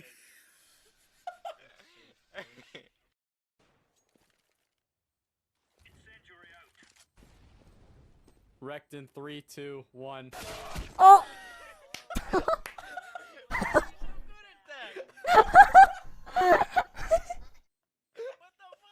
Oh my god.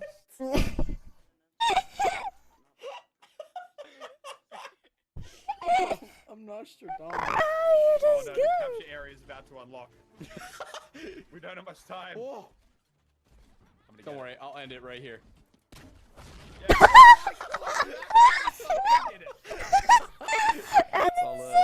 That was joshing you the entire time. I was able to hit you. I was purposely missing, you know? insane. The second I get on it. Right? Just boom.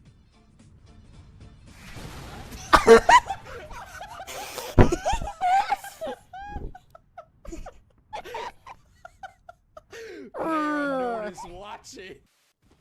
Oh, up. Nice. Oh, shot. Nice. Headshot too. Wallbang for the kids.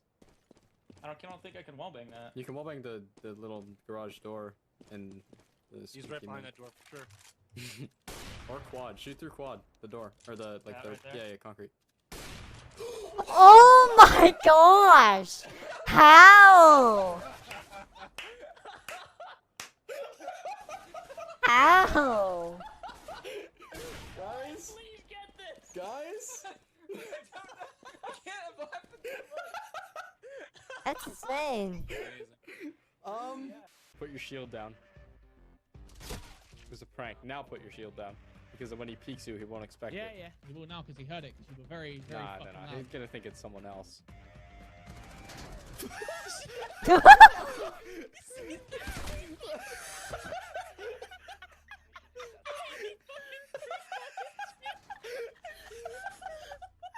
That's exactly what happened. It's what I said would happen as well. That's He came insane. and sprayed at the shield, man. Watch your goddamn back, you little red ball. Holy shit! Oh. That's quite a bounce. Adam, please. Please what? Please what? You bounce out of it? This is so chaotic. That barely makes jokes in time. Yeah. We need to work together. What's Brian doing? What are the noises he's making? Chill shot it really far, and then it went in the hole and then bounced right back out. That sounds great. All Like right, you go, this. Like just like that. Oh, that's insane. Just grow wings and fly out. What the fuck was that? That's a bold strategy, Cotton. Let's see if it pays off right here. Hey, man. You know, nothing can bring us down this game, you know? We've been doing it's a pretty good game so far. Somehow we've managed. We've been dealt the short end of the stick, but we for sure have, brought it back. And cut to the clip of us dying. Yeah, 3, 2, 1. Oh shit, there's a fucking car right there. We should probably stop. There's people around. There they are. I am dead.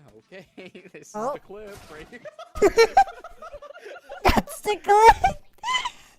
Funny, you know that them produce for five are half of them. What? That what? I'm gonna unscope from this position. 100 brain? Oh my god! Oh, you did What did I say? How did you call that? How did you call What that? did I say? What did I say? I'm not gonna fire a single bullet.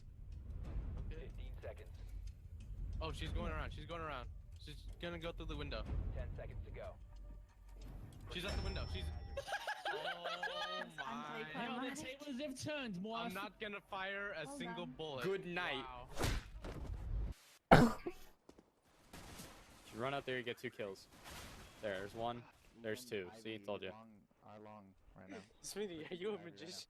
Nah, These dumb master. jokes I heard earlier today. I don't get that joke. It's so unexplainable. But until then, Please explain that joke right now. Oh. I hate you. I hate you, Smitty. I hate you, Smitty. The curse is true. How did you know? Didn't I just guessed? Bear's dead. One of them. Bear's dead. Give me another one. Another one. Third. Damn. What? Oh, yo, get it, Cuddy. Get it. Oh, get it. Out of 10, 5 of 5 are half of them. What? I don't understand that joke. Dead from vent in 3, 2, 1. Oh. Fucking motherfucker. Peace, bro. I looked over there too. Oh, we need to go. Shit. Yeah, we gotta run. I got the meds to make the run, but probably gonna be a car somewhere. Oh, dude, we just. That's insane. Yeah, I missed that completely. I swear. Right past that. I had no fucking idea. There's gotta be a car somewhere. Run right past it. I don't want to get fucking sniped here, Gray. I'm crossing. Dude, Dude, I just rubber banded. I couldn't get past you. Shut up. I hope you get headshotted.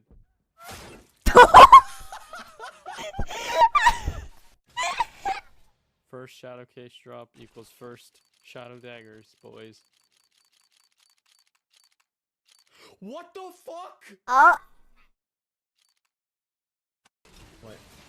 What? No way. What? I just got shadow daggers, Crimson Web. No, you didn't. I did. 5 is half of 10. That's a joke. That's stupid. I can't stop smiling. Oh, I'm done. Are you kidding What me? the fuck, dude? What? I fucking called it. Are you kidding me? Hey, what's up, dog? Did you check my inventory? Yes. Are you? Did you record that? Yeah. Oh my god. Welcome back to the trick zone. Today's trick: extreme snow angels. I knew exactly what you were doing, and I immediately switched to synchronized snow angels.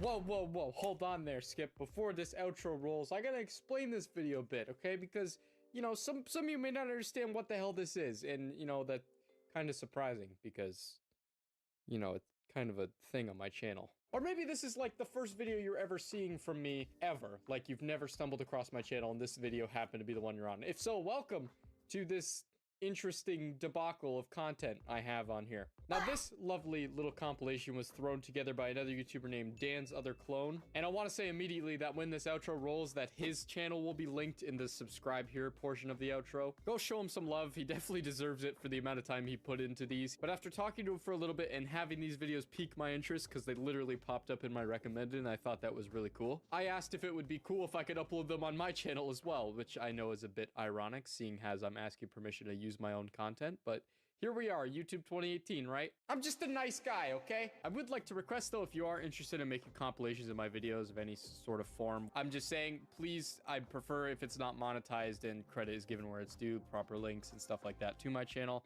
so people can, you know, follow me if they like what they see in those videos. This video isn't exactly like the original that he posted. I touched it up a little bit. I replaced the files that he used with the original ones, so the quality was better and whatnot, just to sort of give it my own flair as well. Consider it kind of a collaboration project. He definitely did the majority of the work, though. I mean, he marked down every moment that something like this has happened in my videos, like every single time. So I will be posting the rest of these videos that he's thrown together, the compilations, within time, and even the future ones that he hasn't finished yet and they're still being worked on. Having all the predictions together in one like video, or at least some of them, is pretty mind-blowing to me, because there's sometimes where I don't realize that what I'm doing, like I'm predicting things and I just don't realize it. So it's nice to see it all together, hence why I want to upload it on my own channel too. But anyway, I just wanted to give a little bit of background to this video, and you know, go check him out. Dan's other clone, he will be linked in the outro screen and in the description below.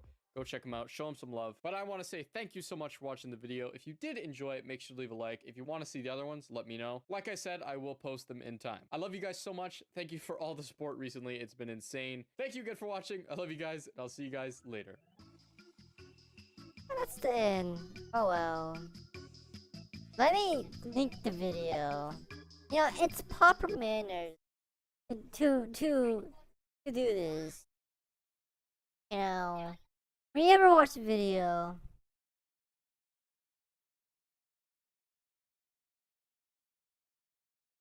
you watch videos, you I give up.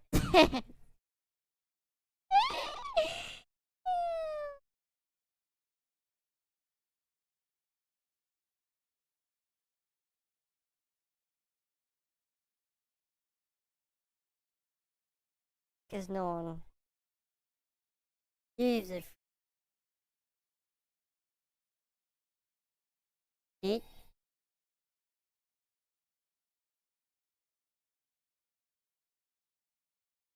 Read it.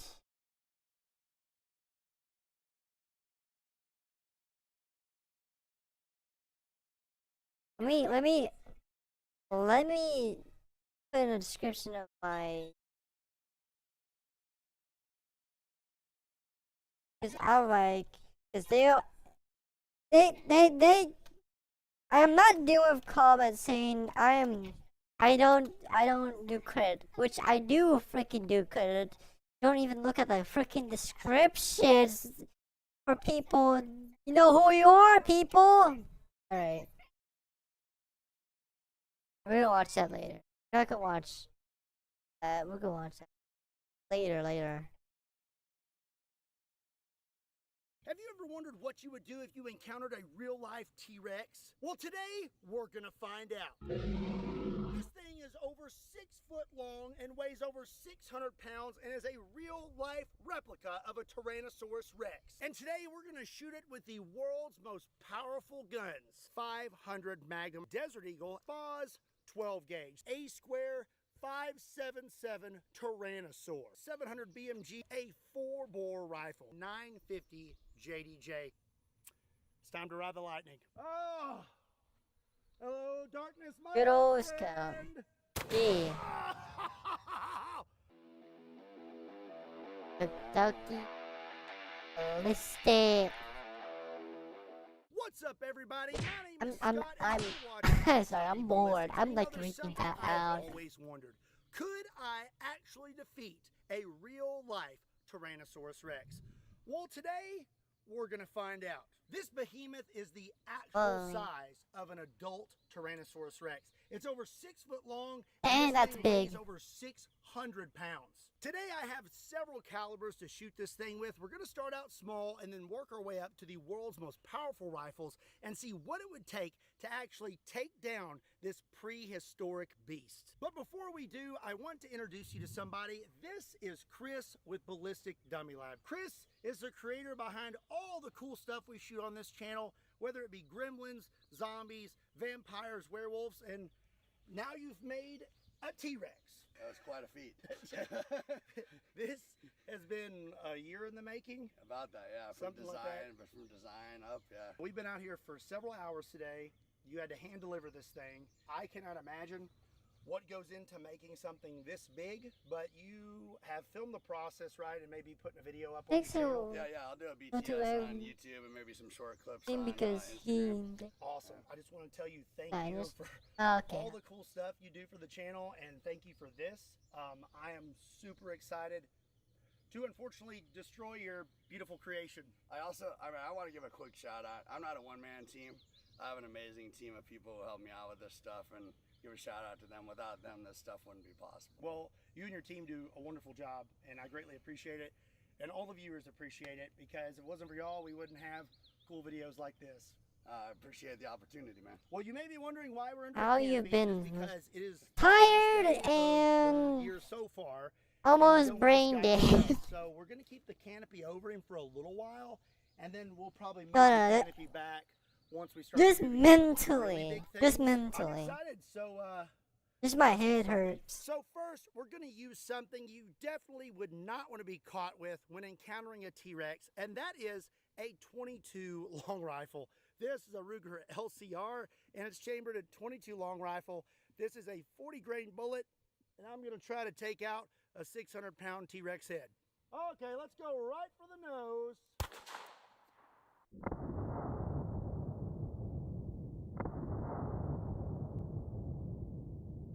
Yeah, I think he's just probably slightly irritated. He probably didn't even feel that.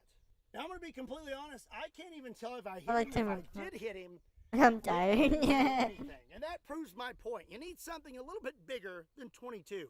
Okay, well, let's step it up to something that's a little bit bigger and the most common pistol caliber in the United States, 9mm. This is a Ruger RXM 9mm, and I'm going to be loaded up with some 124 grain Hydra-Shock. All right, going for the snout again. Okay, I definitely hit it that time. But again, I don't think he cares. Oh.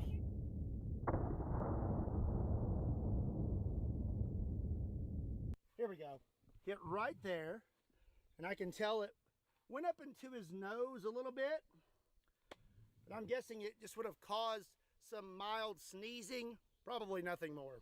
9mm did absolutely nothing. But you know what I think will do something? The Lord's caliber. 45 ACP, but not just one. We have two ACPs. This looks like from a gun from a certain game. 1911, and I'm loaded up with 2 rounds of 45 ACP critical defense. No, not a certain game. I know. It looks like a game, like a gun you can find in any game. Oh, I done knocked his front tooth out. Double pistol, double the pain.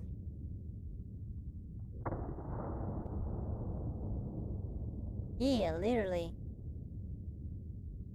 Let me just try and cram that back in there. Ah, good as new. 45 ACP did not do much to the T-Rex, so we're going to step it up to 10mm.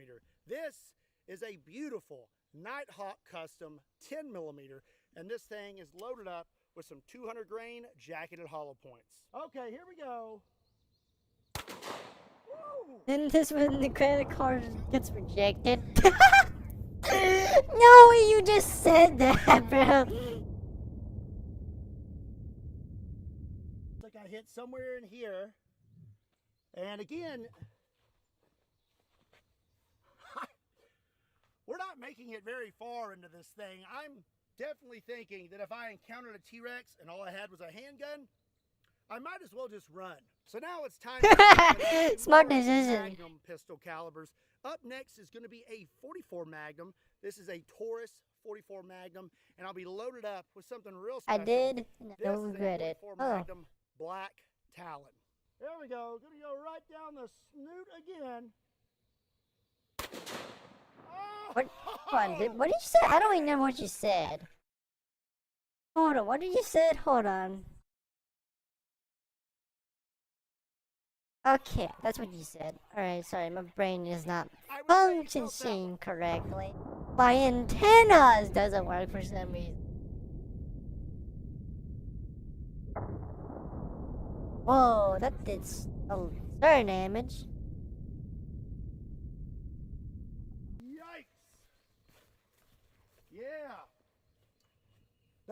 44 mag Black Talon was not playing around, was it? We hit him right here. I don't know how deep we made it in. It does still kind of look like a flesh wound, but yeah, he definitely would not like that.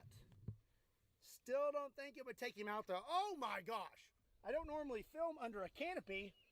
That's pretty brutal. Maybe we should do this more often. 44 Magnum did quite a bit of damage, so I'm very excited to see I'm what we raving can the do with mic. this next By the way, round. I think We have a hollow Desert points Eagle, both actually expands or a explode custom Kentucky Ballistics and Desert points Eagle. are yeah. And as you can see Okay. on this side, it actually says man versus T-Rex. It's almost like it was made just for this video. And I'm going to be loaded up with some 58E 300 grain jacketed hollow points. Okay. Here we go. Oh, what was that? What was what? That again.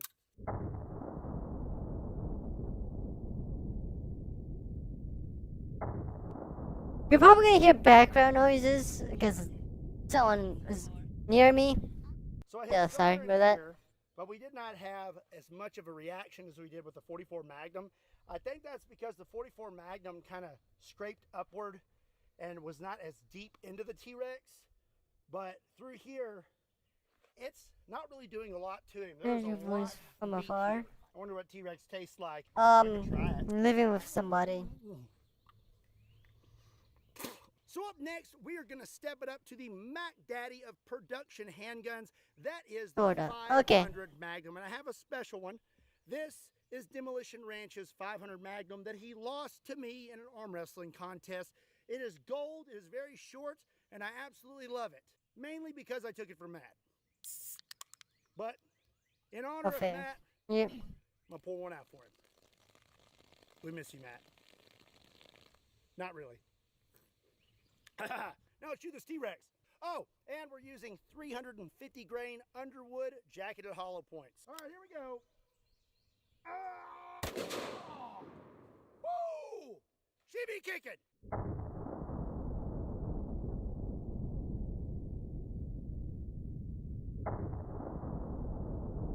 I'll break some different bones. I still don't really know how Matt shot this.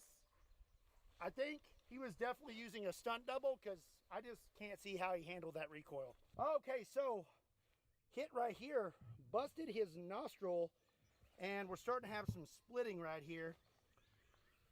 Probably due to the extreme force and multiple shots to his face, and probably a more little bit tests. heat also, but I'm going to say mostly from... Oh lol. Oh lol. Oh no.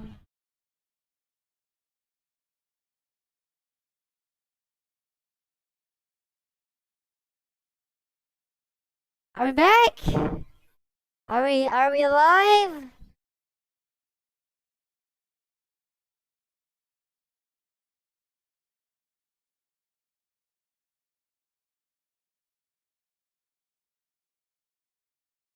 in the entire world. Oh, his nose! Oh, there it goes. Oh, no. You know what'll fix that? Ha, told you.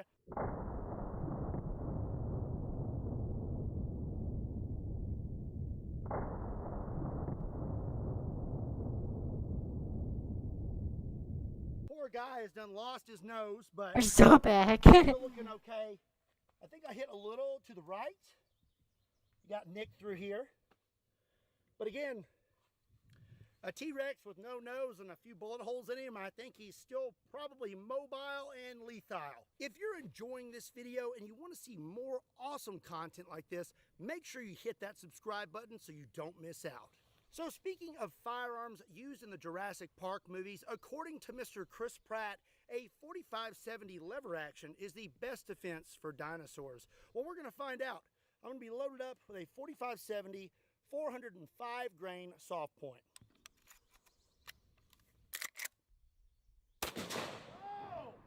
Oh. Shot him right in the eyeball.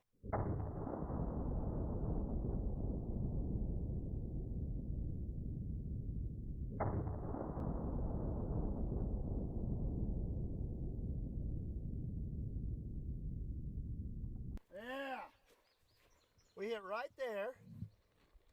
And I don't see an exit hole. If it did come out the other side, no, it's right here. I'm pretty sure it's right here at the very back. Must have slipped through his cheek and then stopped before exiting. I still can't believe it didn't make it all the way through it though. We did not hit any bone or anything like that, and it still did not make it through. So I am starting to determine that safari rifles are probably the only answer for a Tyrannosaurus Rex. But before we move on to some really big boys, let's use one last common rifle caliber. Oh yeah. Is 223, and because it's a T-Rex, I think we need a little bit of extra velocity. So I have a 40-inch barrel, have a 20-round mag, and I'm loaded up with one round 223 VMAX. All right, there we go. Oh! Ooh.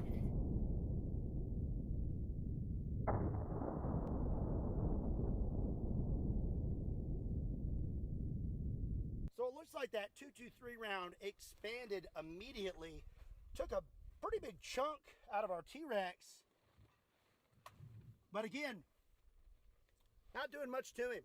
So we're gonna go ahead and step it up to some of the most powerful rifles in the entire world. And if there actually were dinosaurs on this earth, I would have this one. This is an A-square 5.7 A-square. Tyrannosaur. There was only 24 of these rifles ever. Where's the square root? In the United States, and we are gonna shoot the T-Rex with one.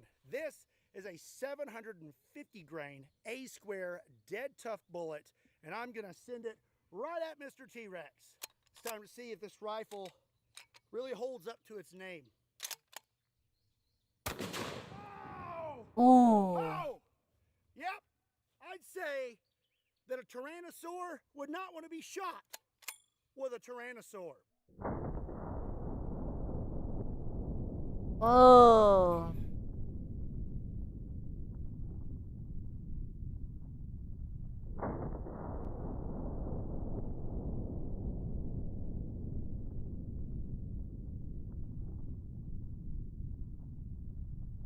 So, as you can see here, Mr. T-Rex turned into a confetti popper. We hit him right here in the upper brow, and he definitely ain't feeling too good, and there's pieces of bone all over the ground. But sadly for him, that is not the biggest rifle I brought today. It may be hard to believe that there are bigger rifles out there than the 5.77 Tyrannosaur when it comes to hunting, but there are. This is one of the biggest, biggest bolt action rifle for hunting that I have in my collection. This is a 700 BMG, and as you can see, this thing is an absolute behemoth. This bolt is so big that it's not even funny. Basically, 700 BMG is a 50 BMG case that takes a 70 caliber 1000 grain bullet. Feel pretty bad for that T-Rex right now. Oh, I haven't shot this one in a while. Woo! There we go. This is gonna hurt me as much as it hurts you, Mr. T-Rex. Oh! Oh! Oh! I think that just kind of zipped right through him. My head hurts. Whoa. That boy's bigger than his fingers. It is. How big as your mom? Okay, I was about to make your mom joke. I'm gonna say that 700 BMG would probably be a pretty good option for T-Rex defense. I hit him right here, and as you can see, that's a pretty big hole. Actually, that's huge. That's crazy. That is a big hole, and we went right through. You can see here we have some green, and I'm not really sure, but we came out the back somewhere in this area. So now it's time to get serious. I have two more rifles to use in today's video, and they are the most powerful safari rifles in existence. First up is going to be a 4-bore rifle. This is my Christian Firearms single shot falling block 4-bore rifle. This thing weighs over 20 pounds and produces over 200 pounds of felt recoil. For the It is bit. a 1-inch diameter bore, and it fires this. This is a 2,150 grain bullet that is 1 inch in diameter. This is designed to take down the Not big as your mom. both modern and we're gonna find out I always want to say that. prehistoric animals. That's a bad let's load joke. this thing up. Your block comes down, and then I'm load it so around. mean. It's basically handheld artillery. Oh, it's time to ride the lightning. Oh, hello, darkness, my old friend. 07. Whoa. Oh, Oh.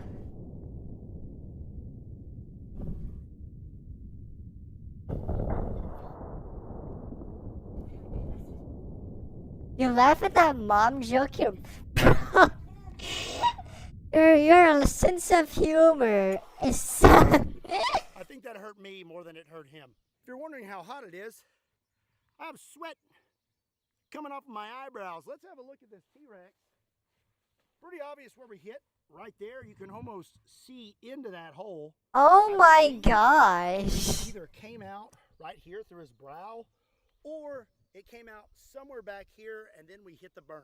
So the final rifle that we are going to shoot this Oh my with gosh. is the world's most powerful sporting rifle. The 9. That's a half a size of me, bro. 4 of these in the entire world.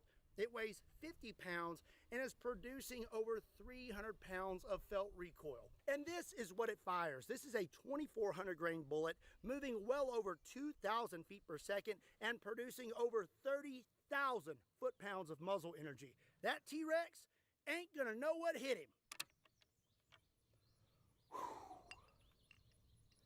This is gonna hurt.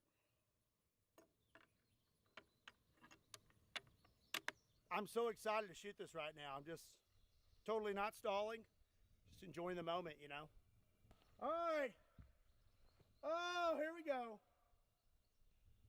Big boy, come in. Nah, it's probably bigger. Oh, come on. Damn, it went straight through.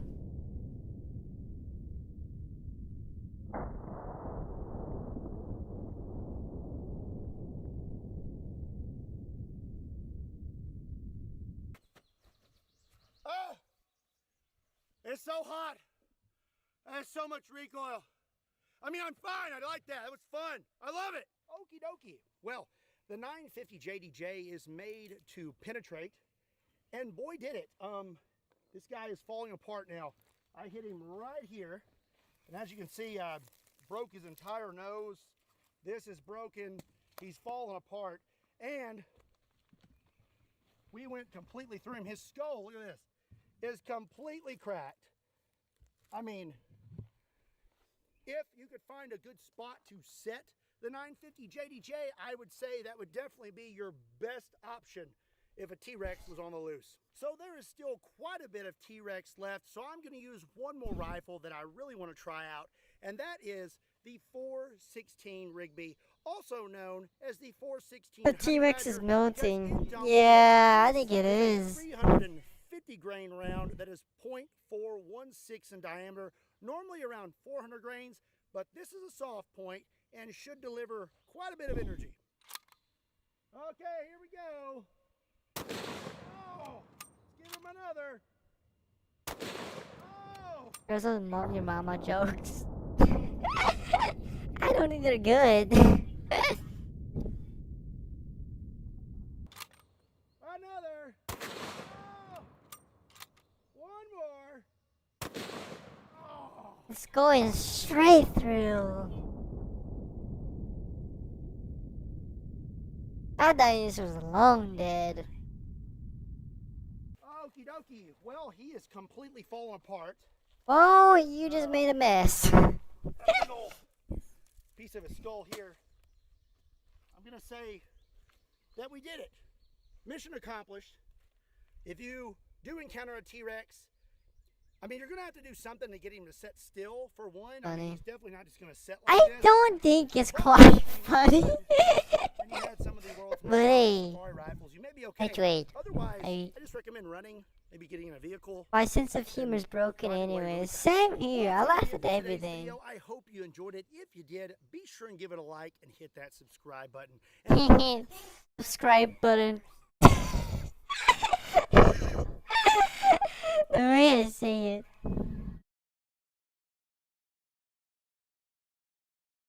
What makes me laugh is the way you say things will make me absolutely lose it.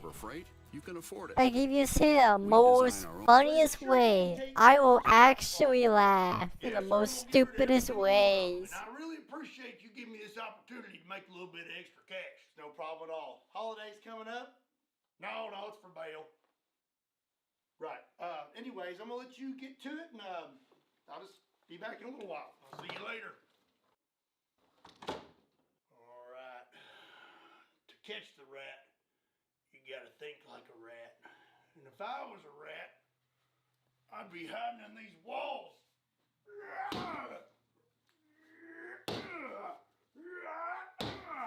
That's some thick old walls there.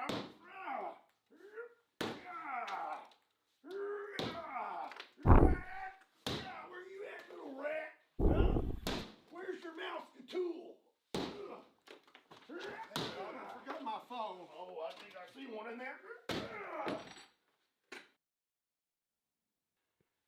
Hey, don't worry about it. I got a buddy. He's locked up right now. When he gets out, he does real good drywall. We'll get it taken care of.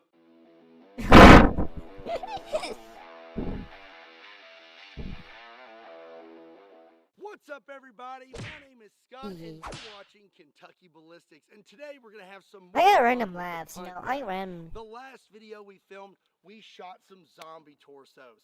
These things are made by Ballistic Dummy Labs. They have lifelike flesh, bones, organs, and have been zombified with green blood. The results were pretty spectacular, but you all were not satisfied. I went down in the comment section, and the #1 request for our next video was body armor. So today we are gonna do just that. I have 2 more Ballistic Dummy Labs zombie torsos, and I have some premier body armor. First up on the menu is a level 3A soft armor vest that's rated up to 44 Magnum. And then I have some level 4 ceramic plates, and these are rated up to armor piercing 30-06. Oh! If you do not know what a punt gun What is, the? let me ballisticate you real That's. quick. Punt gun I would is never lift that, bro. Kentucky. That's so big. Gunboat, which they called a punt, so therefore you had a punt gun. Fury here is a modern punt gun made out of modern materials. It has a 6-foot long barrel, is 9 foot overall in length, and weighs over 150 pounds. And when it comes to recoil, Fury is going to be producing upwards of 800 pounds of felt recoil. Just for 800? same body weight as a grizzly bear or 2 Eddie Halls. That is a lot of recoil, and most people would just be ripped in half.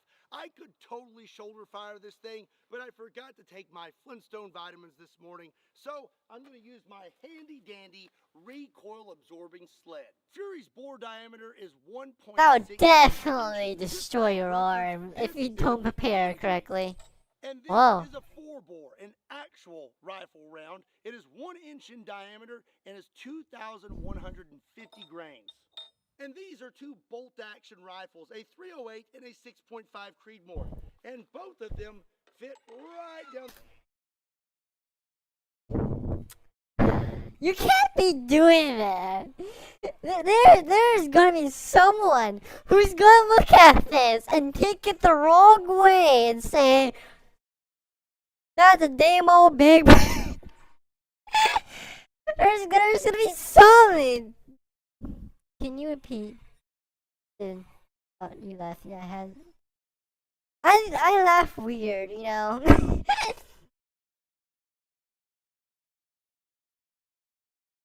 You know, this is so freaking sus. You can take this the wrong way. Yes, most say when we're reacting to Scott. I mean, someone's gonna make a comparison to your mom.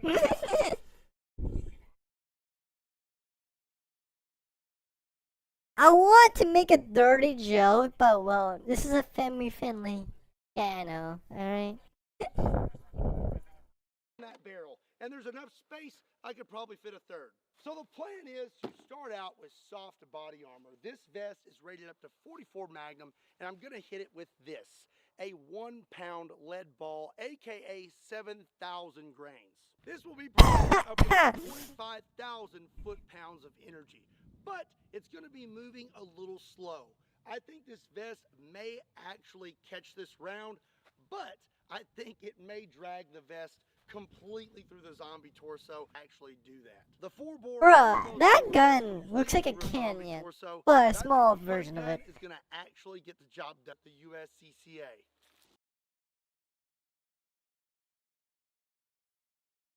Self-defense situation, the aftermath. Let me skip the sponsors. Not sponsored by them, cause you skip it.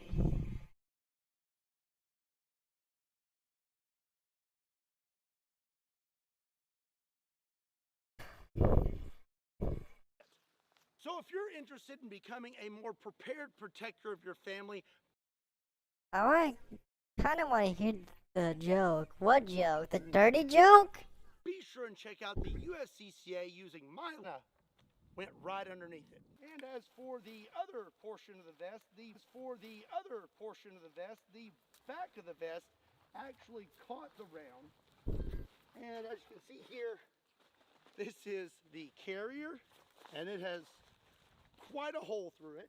And here we have the cloth that goes around the Kevlar, and then the Kevlar is all the way over here. A good 75 yards away, you can see that ball hit right there, and then it just kind of took the vest with it. Okay, I am not satisfied with that, so I reconstructed the vest, put it back on the zombie torso, and we are loaded up again with another 1 pound ball. But this time, I'm not going to take any chances. I have moved him up. I kind of want to hear the very jokes since I'm the close, only one so I in don't here. think there's any way Yeah. we can miss. Everyone. Alrighty, round two. It's just everyone either is busy doing something like work or school, or either they have like skill issues. I'm joking. Either they have troubles with their internet, like I do. Bro, it is a freaking canyon. Are you allowed to freaking own that?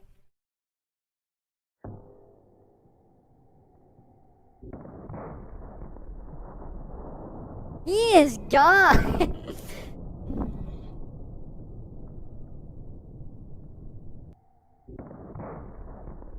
Oh my gosh. He is dead yet.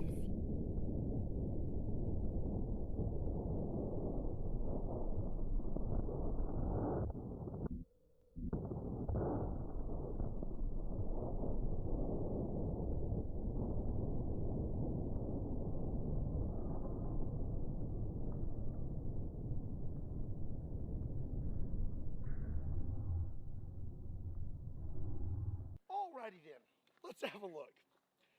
So it looks like the front portion of the vest is kind of, oh dear. Get you a good look at this right here. It is Oh. oh. Your heart is gone. All of your organs are crushed. Look at that. This is a giant fist-sized hole inside this thing. I mean, it absolutely destroyed the entire chest. All the ribs. Everything's broken. And it looks like the round actually You will managed to instantly blow die. through Your the heart is soft- gone. I didn't think All of your that organs fast are crushed. cut Shut through the down vest. forever. So you're not gonna feel the first impact, bro. You're gonna die instantly in game. Completely through him. Let's see if we can flip him over. Oh dear. Oh. Okay. Oh. Back is gone. Oh. Okay. Yeah. Looky there. That's just. Yeah. Nothing holding him together right now. I really think if I just gave him a little bit of a twist. You know, like, yeah, he's just coming completely apart. That is ridiculous. So then we hit the other side of the soft armor. And again, it took it pretty far. We've got a piece of the carrier. What is largest? And then over Was here used to we hunt have the ducks? No way! Used to hunt dogs. Packs of ducks? No way! That's used to hunt packs of ducks. Those ducks will be buried to atoms, bro. all the seams, I guess. Oh, there's where we hit. Right there. Smacked it. And then the round. It tore it apart. On over here. It smacked Like the paper, berm, bro. and then it's right here on the ground. Whoa. Damn. Have you ever seen anything so ridiculous?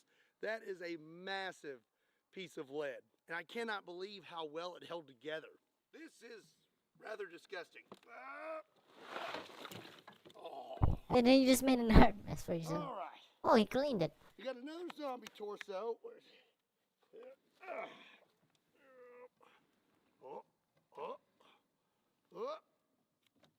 Get in there. Okay, so my scientific findings at this point is that soft body armor is not a good defense against a punt gun. But what about... Of course, it's like a canyon, bro. Level 4 and rated up to armor-piercing 30-06. The only way you can get a chance against that is either you won or never been there in the first place. You're gonna have into your body. Since I've had some trouble today with my aiming, I am not going to take any chances this time. I'm going to stack 2 plates on top of each other, and that way, if I pull my shot a little low, we hit it, and if we're a little high, we still hit it. And again, I'm going to have him pretty darn close to the punt gun. How close?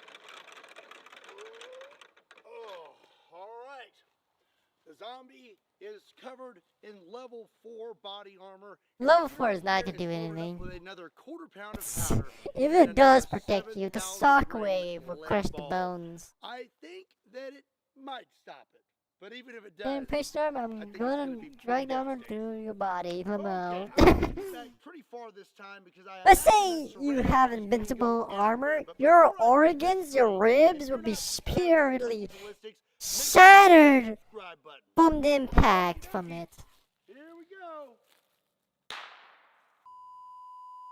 Okie dokie. Here we go.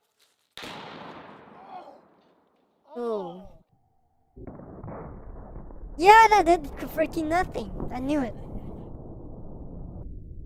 It's too damn powerful, bro.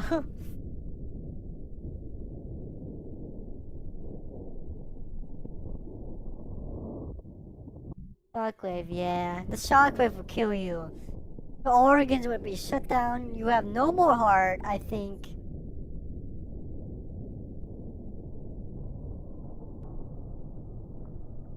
Your lungs aren't there anymore. And your spine bone is gone. If they truly survive this, you will never have a lung there, or freaking part of your intestine, or part of your stomach existing. I think that is. Think that this thing is a shotgun that was used to hunt duck. Amaze me. Bro, the ducks will never exist, bro. Their whole body will be shattered by this sheer strength of this shotgun, bro. I don't think you can even call this a shotgun. That's a lot of smoke. Oh, wow. Oh my gosh. Okay. So here's Now, differ break your back. And here's the plate. Okay, it appears I hit the top portion of this plate, and no. How was this? This was overlapped. So okay, so it looks like I hit right here in the center of this top plate, but still managed to nick the bottom of this plate. And it looks like it made it through the plate. Mr. Zombie here. Let's see if he's got a hole through the other side. He's not looking too good. He has no spine bone anymore. No spinal cord. Yep, he's got a hole through the other side. Okay, well, honestly, I thought that might have stopped it. I thought that the ceramic in that plate would have broken up the round enough that maybe it would have stopped the round. But apparently not. The punt gun doesn't really seem to care if you're wearing body armor or not. See those jokes, just completely delete them. Mr. Zombie here, he's not having a good day. Yes, delete those. Oh. Yeah, he's just gonna fall apart. I mean, that's after going through this. Yeah, your organs are gone, bro. That's crazy. It was like he had a stick of dynamite inside him. Actually, I have a correction to make. I just reviewed the slow-mo footage, and it turns out the punt gun did not actually make it through the plate. Instead, it just took the plate with it and ripped it completely through the zombie. So this is just the front portion of the plate. This is the ceramic portion, but the other half of it shot out his back and is about 50 yards that way. Relax, relax. Lift your chin up. Yep, right there. Okay, okay. Oh. You should feel better. You're going to have some drainage because I opened up that C4 and C6, but you should be pretty good. Get them inside by damage. So, as you can see, every dog inhabits that direction. We hit right here, and you can see just pieces of that ceramic that are pushed into this thing. We've got a big old circle right here, but it did not make it all the way through. And instead, it just said, well, I can't make it through the armor, so I'm just going to drag it through your entire body. Well, that's going to be it for this punt gun video. What did you think about it? You're never gonna survive it, even though you do survive. Let's say you have a powerful armor, like let's say about that part. That shockwave from that gun will utterly destroy your organs, your bones, and lift you off your feet and make you fly. Possibly get your brain damaged, and also possibly get your spine cracked. It's possible. Because that shockwave is so freaking strong, your body will not handle it, and you will break every single body. Break every single bone in your body and your organs. You will die from the shockwave than the freaking ammo itself, because it's so damn powerful. And your organs are fragile, so lesson learned. If you ever face a punt gun, never face it. The punt gun was clean. Yeah, it drags through it like no issue. It never stops.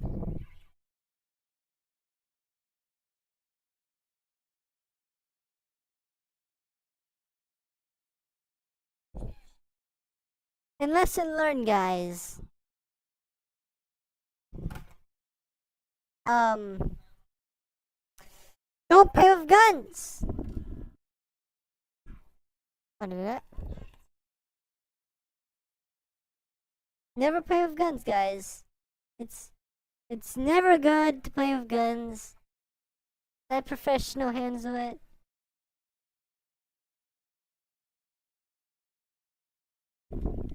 Australia time, let's go. Yeah. Did they fall? But fail.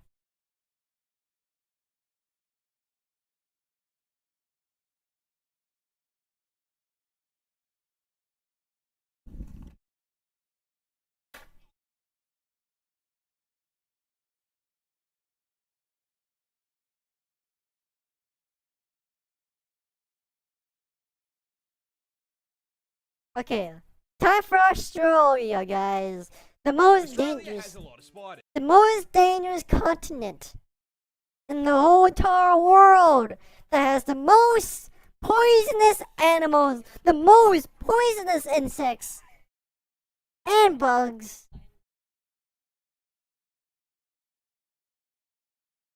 And I don't know what else. Oh, I forgot reptiles too.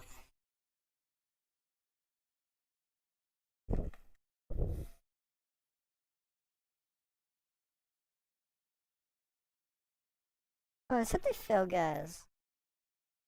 I don't know what fell, but I heard something fall.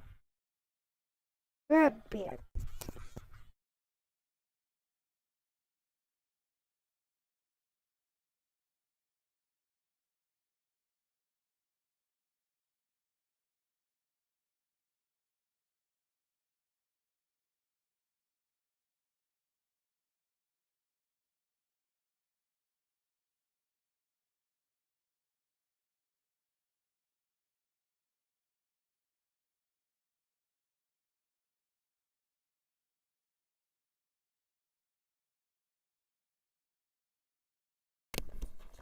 Oh, I forgot to mention.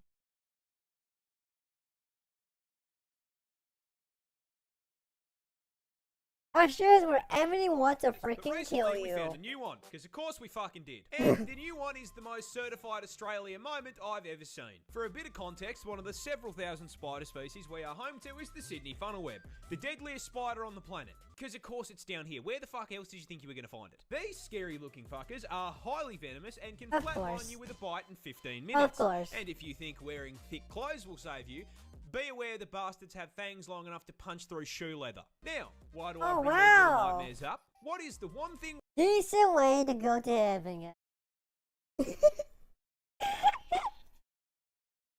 worse than a spider rocking armor-piercing rounds that can send you to heaven with same-day delivery? A bigger spider rocking the same perk setup. That's right, Australian scientists have found a brand new species of this funnel web that is even bigger. How much bigger? Well, the standard Sydney funnel web grows to around 5 centimetres or 2 inches. And I mean, if you're asking me, 2 inches is more than enough. 2 inches is actually fucking huge. By comparison, this is the new one. It's twice the fucking size. Damn. 4 inches of 8-legged menace to the animal kingdom. But that is Why not the best part. though? You see, Why do does you know it what they named exist? this thing? Do you know what professional scientists Big boy. named a supersized version of the most Already dangerous seen it. spider on the Called entire the big fucking boy. planet? The Newcastle Big Boy. Deadliest spider on the entire fucking globe. Big Boy. Home in Australia. Platypus are weird, but I'm not sure you quite They're also understand just poisonous how too. fucking weird. See, everyone knows the basics. They lay eggs, they sweat milk, and they look like God hit randomizer on the spore creature creator and just called it a day. But you see, mate, that's barely even scratching the surface of weird platypus features. First up, as is the qualifier for any Australian animal, did you know they're venomous? No, I'm not fucking with you. You heard me correctly. Male platypus actually have venomous spurs on their hind Great legs. These spurs have Australia. multi-purpose, acting as defense from predators, as well as a tool for throwing hands with other male platypus during mating season. And while their venom is non-lethal, that doesn't mean that getting stung by them doesn't fucking suck. See, platypus venom can cause extreme pain and swelling, and to ensure you remember not to fuck with them again, these effects can last for several months and have no Whoa. treatment or anti-venom. So if Perry stabs your shit, your only option is to cry about it. Next on the list of offensive capabilities, I shit you not, platypus share the same hunting method as sharks. What? That big-ass bill isn't just for show, as it contains enough surveillance equipment to make the CIA blush. Possessing the ability to sense changes in pressure in the water, but most importantly, containing electroreceptors that track electrical Oh. signals from muscle contractions made by their prey. Meaning that when whatever Hey guys, I have a thought. Just imagine if this thing hunts humans. Just imagine if this thing hunts humans. Just imagine you see a big platypus coming towards you at like, I don't know, 30 miles per hour. Wants to freaking murk your in your existence and game. What do you do in that situation?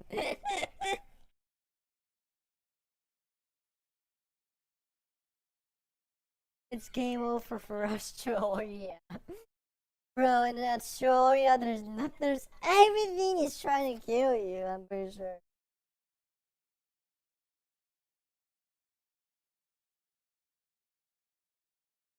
On.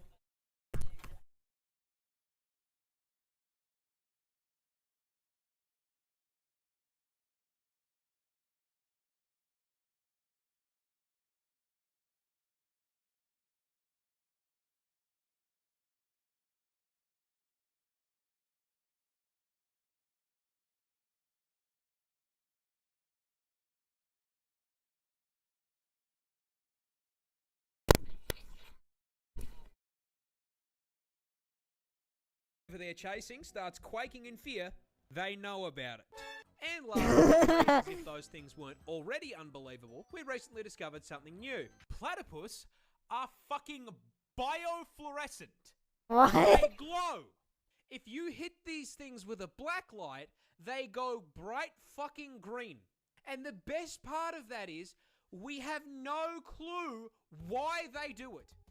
I guess it just means Perry was a biblically accurate platypus man. I'll give up, man.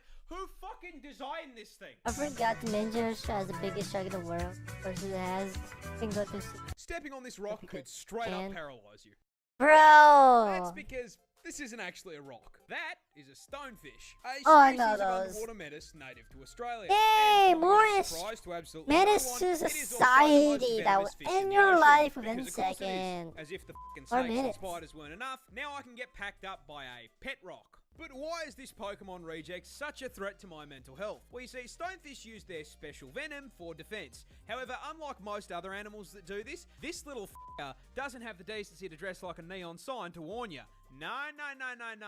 This bastard is a 6th prestige prop hunt veteran, having evolved some of the most impressive camouflage in the animal kingdom to make hunting easier. And once they've set themselves up, they are basically indistinguishable from Patrick Starr's house. Now, this is a fairly major problem as they love to live in the shallows on the beach, and that venom we talked about earlier is stored in these 13 giant, highly toxic spines that deliver venom when pressed on. You can probably see where I'm going with this. Considering it's hard enough to spot these things while you're paying attention, if you were, say, on a romantic walk along the beach with one of the homies, and Yeah, they distracted can. by his ethereal beauty, weren't paying too much attention. Guys, here's what to do in Australia when you go to sour waters. Don't lift your foot. Just move it across. Don't even move it. Just slide it. Just don't.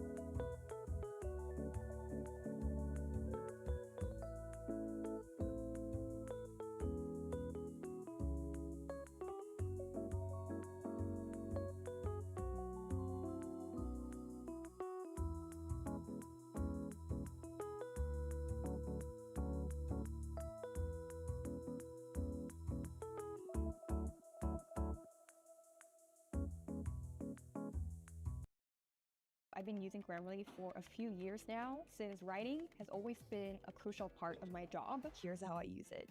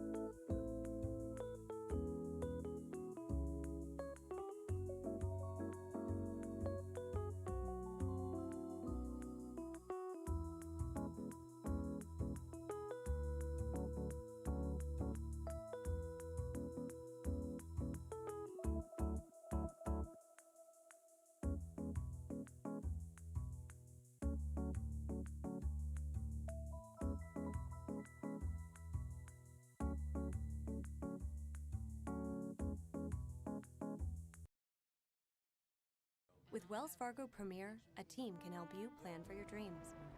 So your dream car and vacation home may be closer than you think. Ready to meet the dream team? You can with Wells Fargo. Here's your sign to get unlimited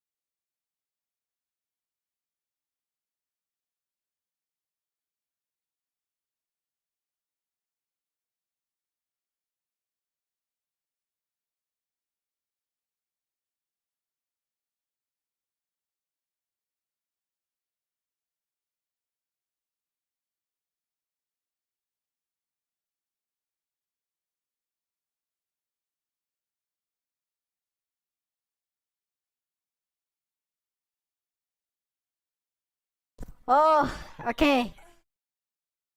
We're back. Oh, I crashed. Bro, the sooner. Okay. This.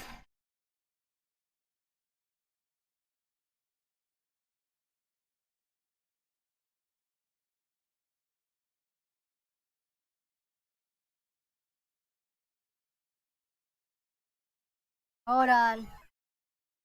Wait until it loads. Okay. To where you were Dude. walking. I'm back. Oh, I crashed, bro. It's so bad, bro. Look at that.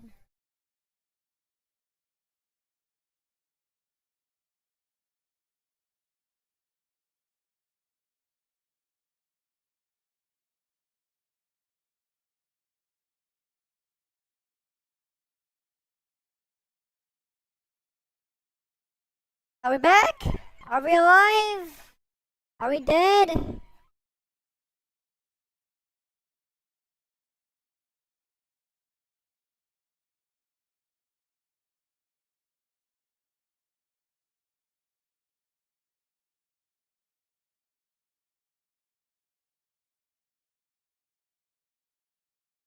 Are we even live on... Hello? What happened to YouTube? I'm on YouTube now. What happened to Twitch? It literally crashed. Darn it, resetted my progress! F in the chat.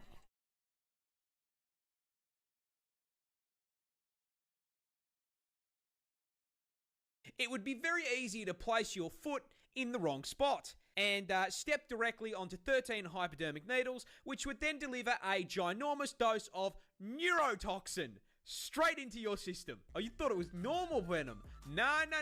Oh, So gosh. these things maxed out the toxin skill tree, producing a mixture of 2 neurotoxins that can flatline you by collapsing your heart and lungs in under an hour. And even if you survive, the sting still causes extreme pain, swelling, and tissue necrosis. Because this is Australia, where even the scenery is trying to one-shot me. That's insane. This bird can straight hit you with a Mortal Kombat fatality. Oh, those birds! Introducing the cassowary, a species of ratite native to the land down under. And for once, guys, it's not venomous.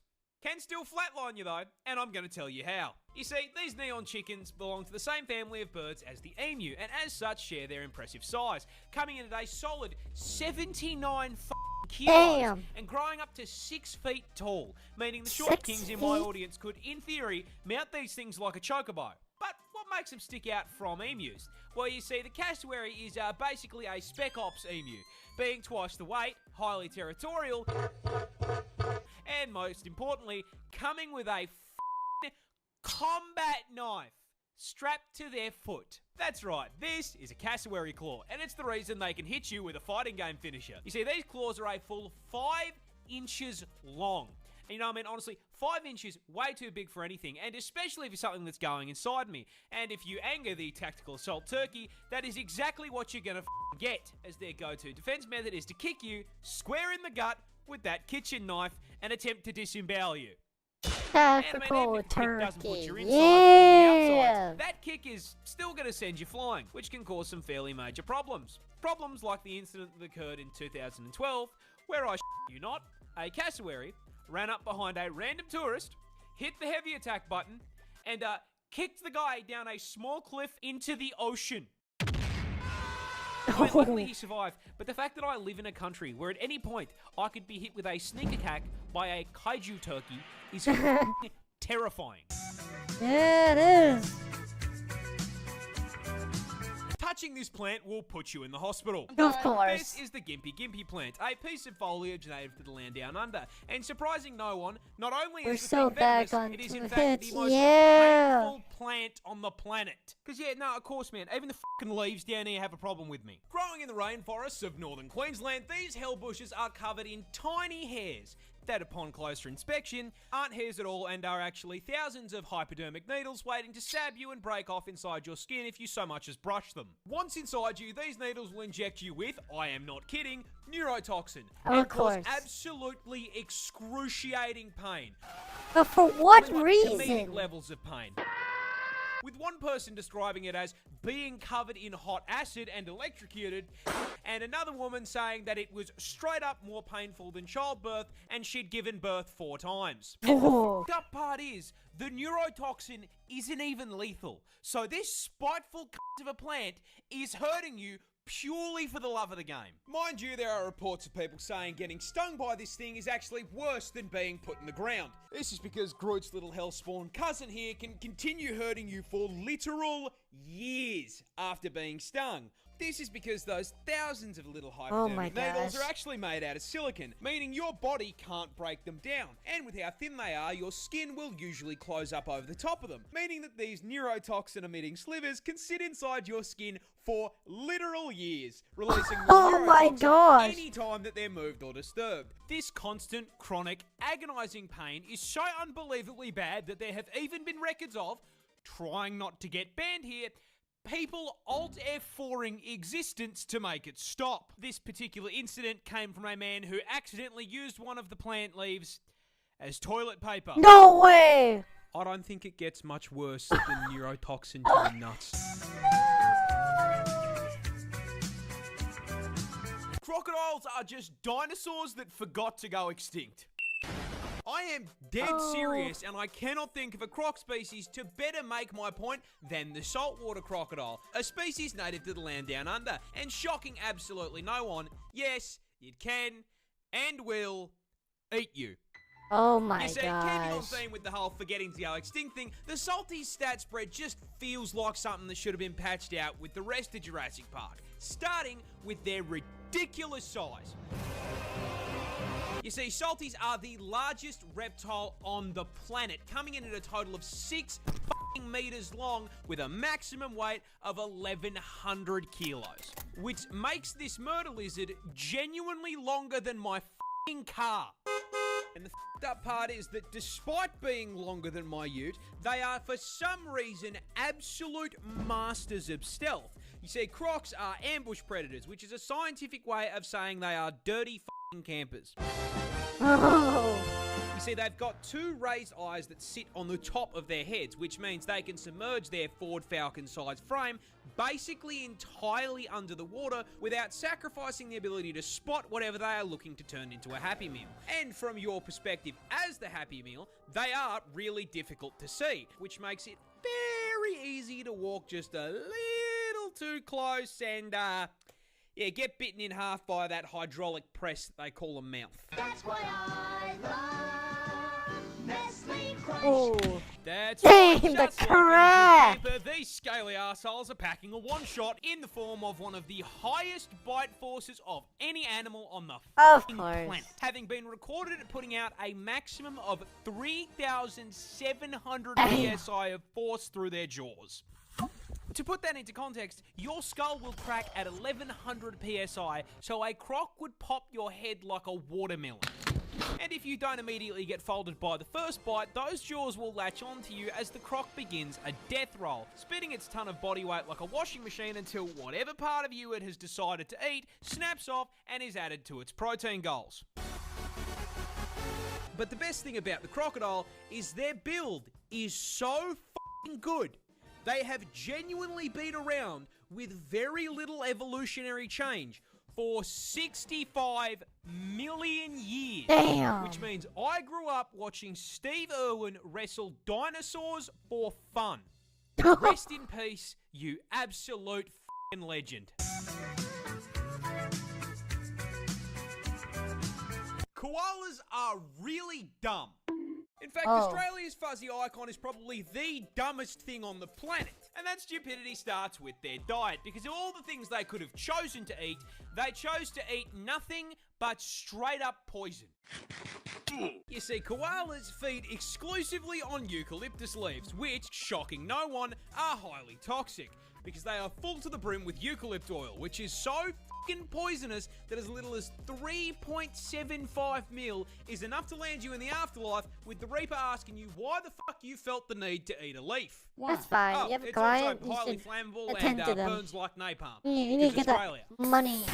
Now, Oh. despite nature putting up this giant do not eat sign, that did not stop the koala, because he can't fucking read. This suboptimal bulking diet not only gives the koala fuck all in the We're way talking of about nutrition, alligators. but also How requires the their body to rest the The alligators, how the frick they can rip you in half and have a strong force to freaking crush your skull like a watermelon.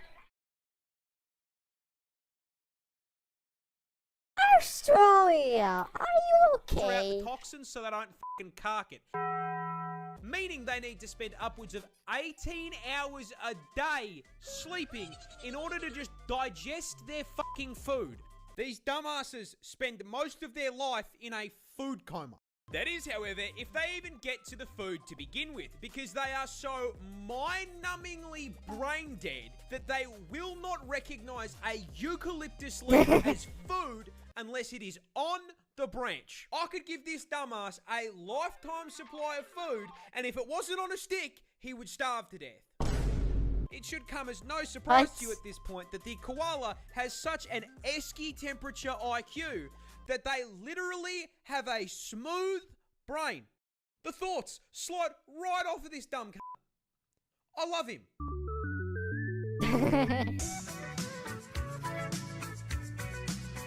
Those are so cute. This wasp That's is so brain. basically a Freaking xenomorph. Introducing the tarantula hawk wasp, possibly one of the most nightmare-inducing insects on the planet. And the reason it's such a threat to your mental health is because its hunting and reproduction strategy is ripped straight from Ellen Ripley's autobiography.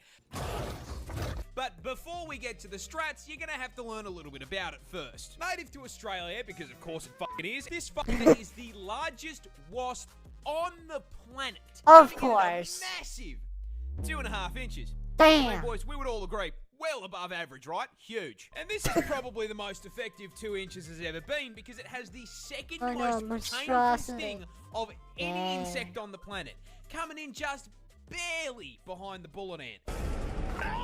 Pack Oh and a my half-inch gosh, I stinger can't with watch a that. potent venom that has been described as blinding, debilitating, I can't move my arm! and electric. Now, the size and poison aren't just for nothing, because as the name tarantula wasp suggests, they are purpose-built, genetically perfect killing machines designed specifically to violate spiders, making Australia basically an all-you-can-eat buffet for them. But they don't just execute the spiders. No, that'd be too normal. Hawk wasps use spiders to reproduce in one of the most horrific ways possible. And that all starts with a female hawk wasp hunting down a tarantula.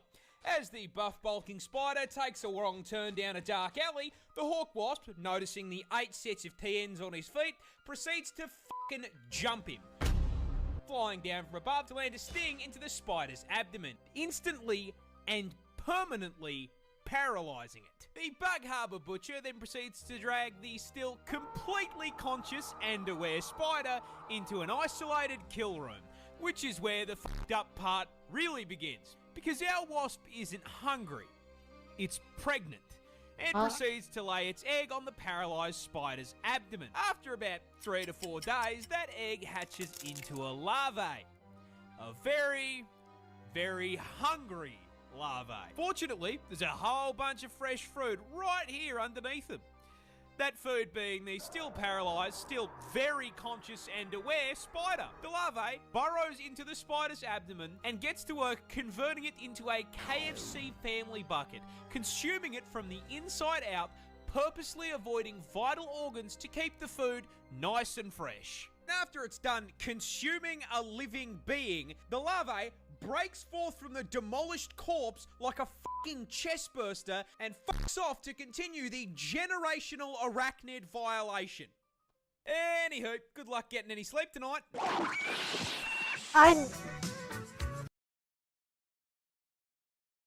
What did I just witness, bro?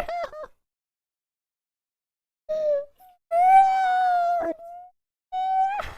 Oh.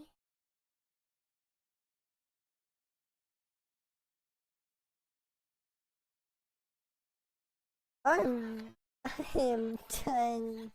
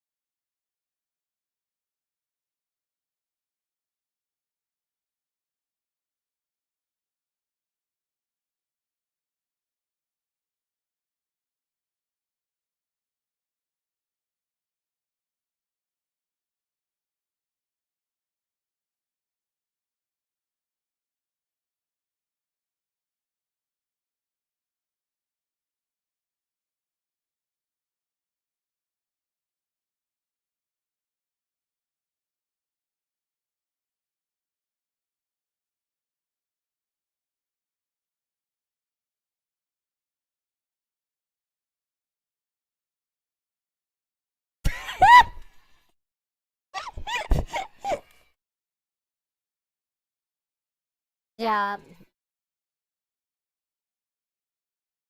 Like, no. Hmm.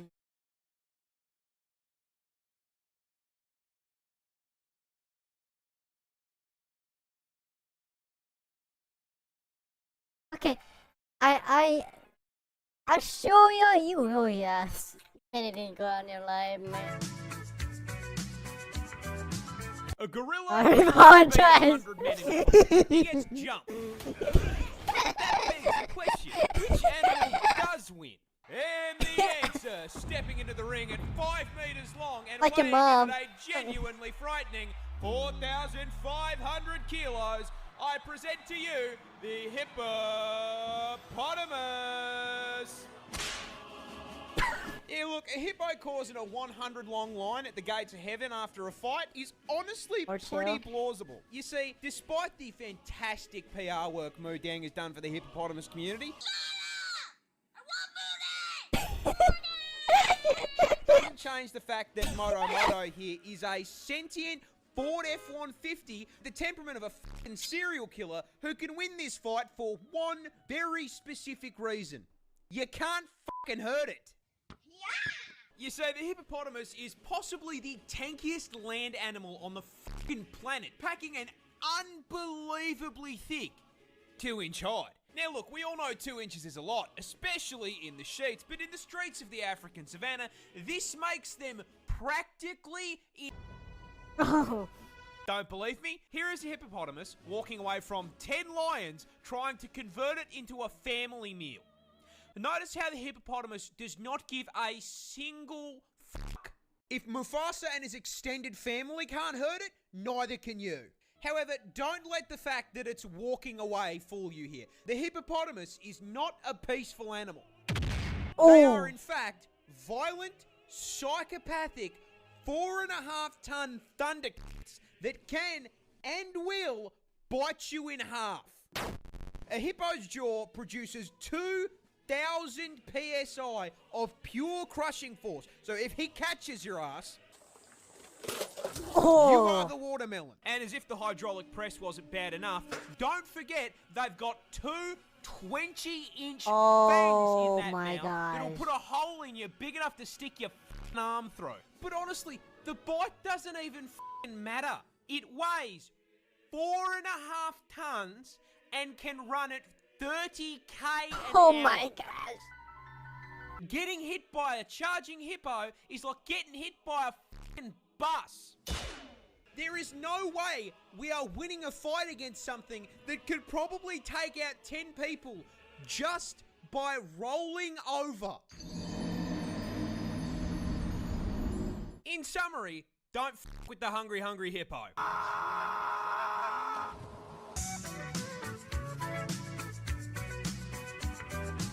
Komodo dragons are horror villains. I mean, seriously, this industrial-sized lizard is easily one of the biggest assholes in the animal kingdom when it comes to hunting methods, packing a PhD in suffering and a double degree in biological warfare purely because they cannot be expending effort to hunt. You What? see, Godzilla's little cousin here is the largest lizard in the world, weighing up to 166 kilos and being a full 3.13 meters in length, which means, for the short kings in my audience, if you're brave enough, bang a motor transport right there. Now, being the reptile equivalent of a Cadillac Escalade means that the Komodo dragon The needs to most consume a lot of sadistic calories to hunter keep that nature. bulk going. However, rather than using that bulk to proactively chase down and body slam its prey, they can take down prey 3 times their size, because as if being a reptilian tank was not enough, they are also venomous. And Of this isn't just your course. run-of-the-mill snake venom that, you know, gives you a nice quick 15-minute death. No. A Komodo hunt starts with it running up to its prey and giving it a nice big chomp on the leg, injecting it with hemorrhagic venom. After biting, the Komodo dragon off and just sits there watching. The confused and bewildered animal Hey, from the horror runs off movie. into the Yeah. forest, leaking blood, allowing that Komodo dragon to track it like a DoorDash order. A week goes by, and that bite wound isn't closing because hemorrhagic venom prevents blood clots. So, the animal is still slowly bleeding out, and the Komodo is still watching. More time That's passes. insane. That bite wound gets infected because Komodos are carrion feeders, meaning that the inside of their mouth is full of enough rotting flesh and bacteria to give Asmongold a run for his money. The infection begins to drain the animal's strength, and the Komodo is still watching. Another week passes. The infection has spread, and the flesh has begun to rot. And you best believe that ass lizard is still there watching like he's waiting for his meal to heat up in the microwave. Once the bleeding, disease-ridden animal becomes too exhausted to move on its own and collapses, the Komodo strolls over and eats it alive, shredding it into chunks if it's larger, or if it's small enough, swallowing it whole as it screams on the way down. Even for me, man, that's fucked. This is the deadliest snake in the world. Oh my Introducing gosh. the inland taipan, and being the deadliest venom noodle in the world, I will give you exactly one guess as to where it's found. Australia? It's Australia, of course it's fucking Australia. Be so serious here. Where the else did you think you were going to find it? Canada? More specifically, as the name suggests, the taipan is found inland in the outback. Luckily, extremely far from civilization, because this homicidal hospital hose is the definition of size doesn't matter, because despite having extremely small fangs for a venomous snake, coming in at only 6.2 millimeters, the taipan is here to show you that you absolutely If that exists in feel real less than life, an inch, you will all be because those cooked. fangs contain the statistically deadliest snake venom on the fucking planet. Oh. Yeah, taipan venom is a pina colada of pain, containing, but not limited to, hemotoxins to cause blood clots, myotoxins for paralysis and necrosis, Oh. nephrotoxins to shut down your kidneys, and 3 different kinds of neurotoxin. Needless to say, if it bites you, you will get a headache, vomit up the entire contents of your stomach, collapse to the ground in agonizing pain, and then your heart and lungs will stop, sending you to meet God in under 15 minutes. Oh. And that venom is so fucking potent that one bite contains enough toxin to do that to 100 people. But the funniest part of this snake's venom is that in the wild, they only hunt rats and f***ing mice. The What? deadliest venom on the planet, and they are using it to pack up Remy the rat. It's like hunting a rabbit with a f***ing AWP. That's the cutest f***ing thing I've ever seen in my entire life.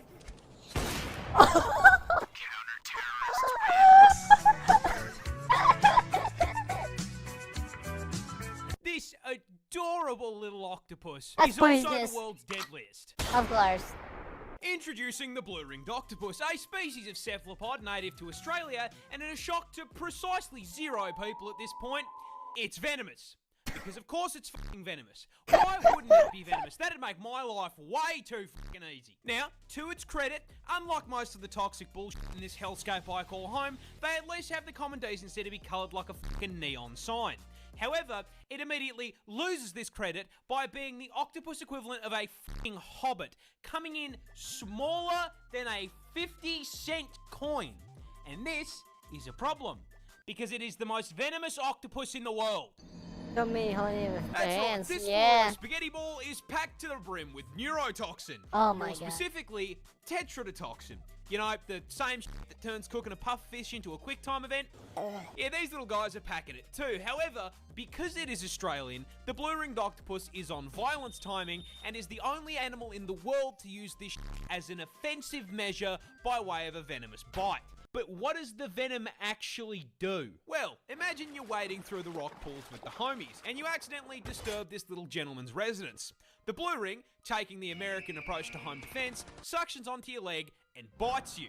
Best part, it's completely painless. So if you're distracted by how thick your mate's looking in those Speedos, you aren't going to feel shit. That is, until your face starts tingling like TV static. It's warm out here under the sun, but you weren't sweating like this 5 minutes ago, and now you got a headache. You start to feel sick, weak. You go to call out, but your voice comes out slurred like you just knocked back a bottle of vodka. 2 shots of vodka. And then suddenly, your legs come out from under you, and you hit the beach. Fun fact about tetrodotoxin. It's a paralytic. Freezes up your muscles one by one, starting with your arms and legs, which is why you're kissing the sand. You know what else is a muscle? Your diaphragm, the muscle that controls your breathing. And yeah, turns those bad boys off too. And so, your chest stops rising and falling, and you suffocate to death right there on the beach. Now, you may be wondering, how come no one called an ambulance? That's easy. They didn't have time to. You went up to meet your ancestors in under 20 minutes. God ordered your ass with same-day shipping, and this little fucker delivered. Employee of the... Yeah.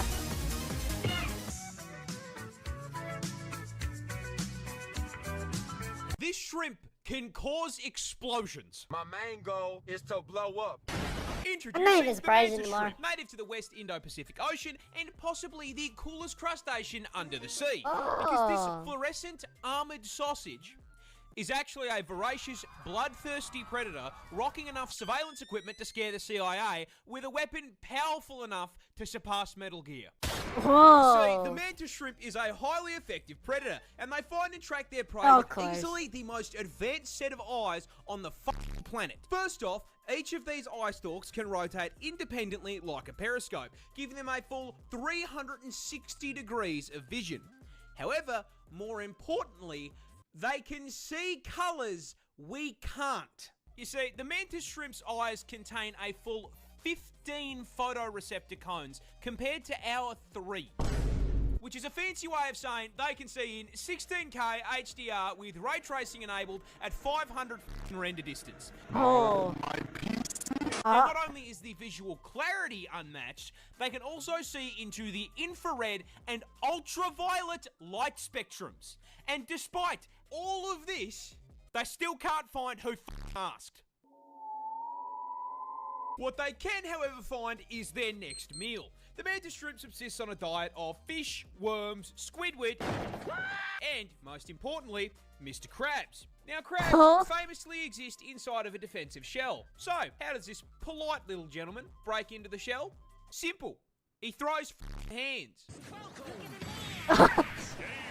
That's right, weighing in at only 90 grams and 38 centimeters in length, the mantis shrimp has a punch that produces 15,000 newtons of force. That is 176 newtons per gram. So if a human was capable of that same kind of force, a right hook from someone who weighs 80 kilo would be like getting hit in the face with 6 sticks of dynamite. Now, to produce that force, its claw needs to be moving at 83 Oh kilometers my an hour, gosh. which is so fast it creates a vacuum in the water called a cavitation bubble, which then immediately collapses At such a speed, it creates a miniature explosion that flashbangs the target and reaches a temperature hotter than the surface of the sun. How? Krabs is getting f***ing disintegrated. Money, money, money.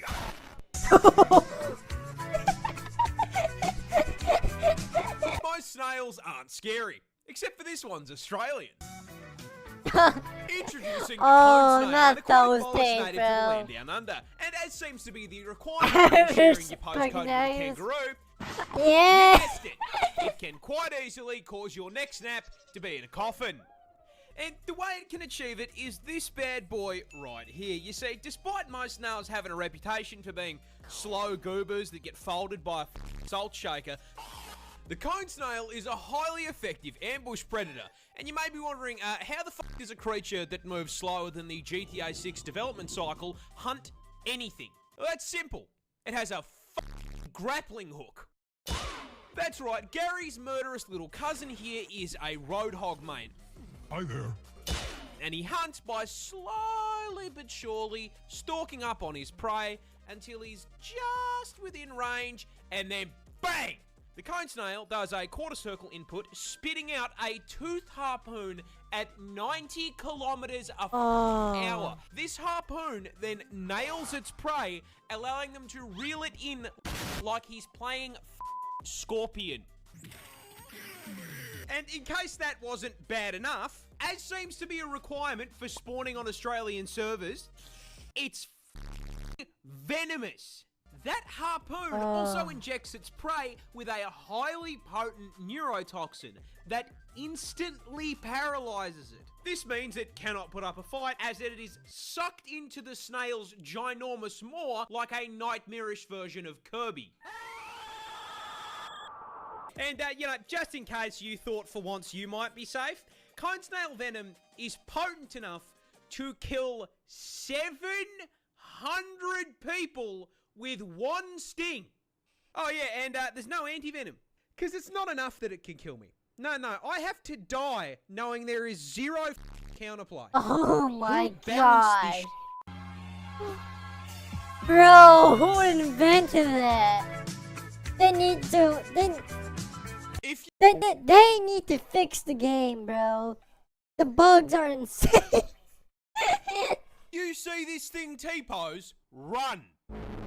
Introducing the anteater, a goofy little creature native to Brazil, and to understand why the absolute anymore. stance on this bad boy Grandmas is a are threat to your not health, Australia. you're gonna have to understand a little about his lifestyle first. Now listen, I know this may come as a shock to you, but the anteater eats ants. And weighing in at 40 kilos and 1.8 meters in length, he needs to consume upwards of 40,000 ants per day. Now, in order to help him hit his bulking goals, the anteater has a mystery mouse tool stored inside that XL sniffer. A 60-centimeter long tongue.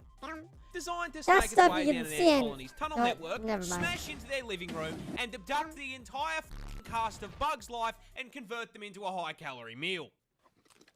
However, what that tongue do only goes so far, as an ant colony can extend up to 4 meters underground, and termites live in high-rises, which means our boy here is going to have to do a little excavation to get to the goods. But last I checked, an anteater can't go down to Bunnings and buy a shovel. So how does he dig?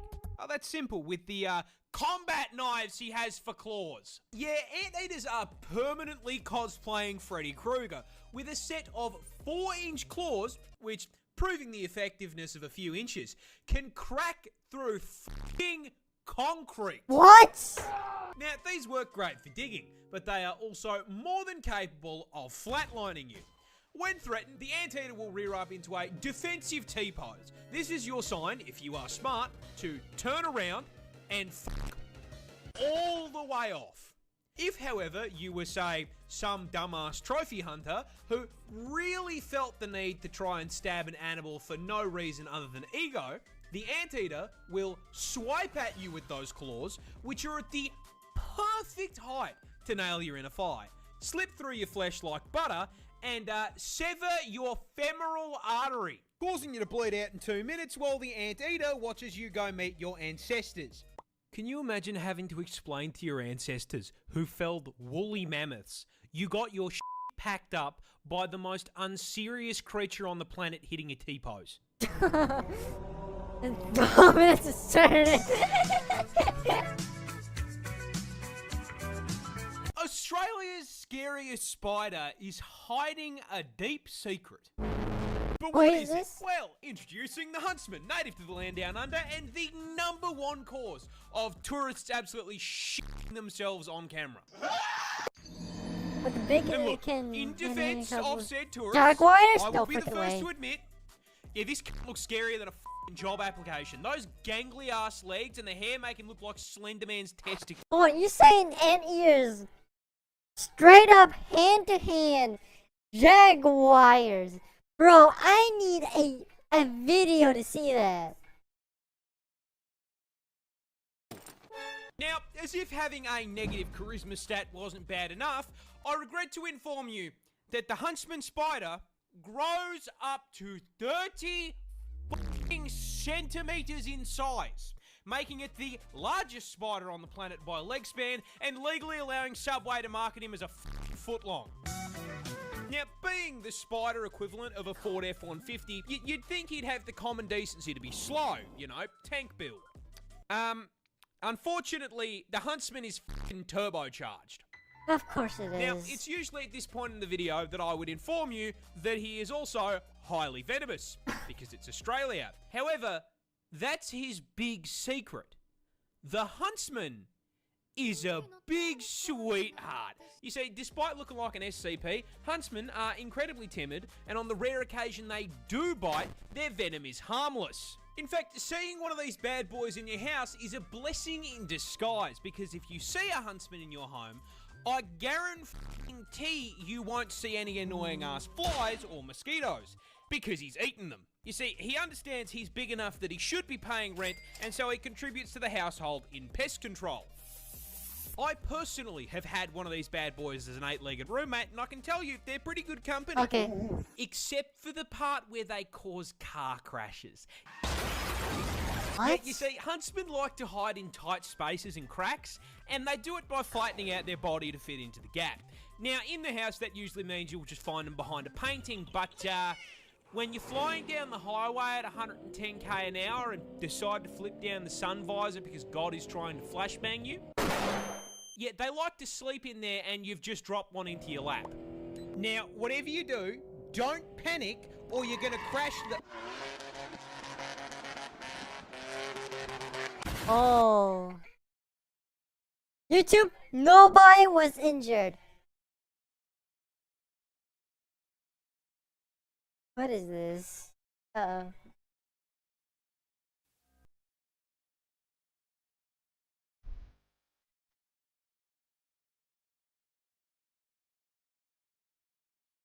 I'm gonna get copyright.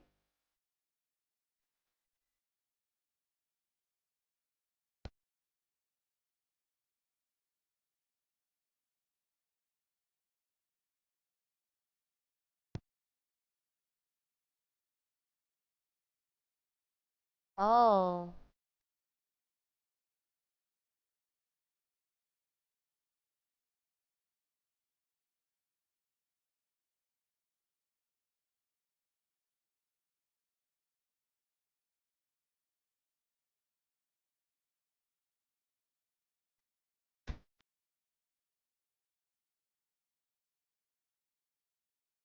Oh.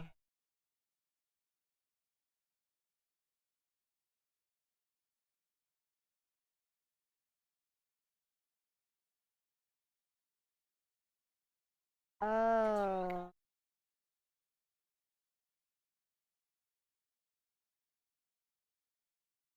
Oh.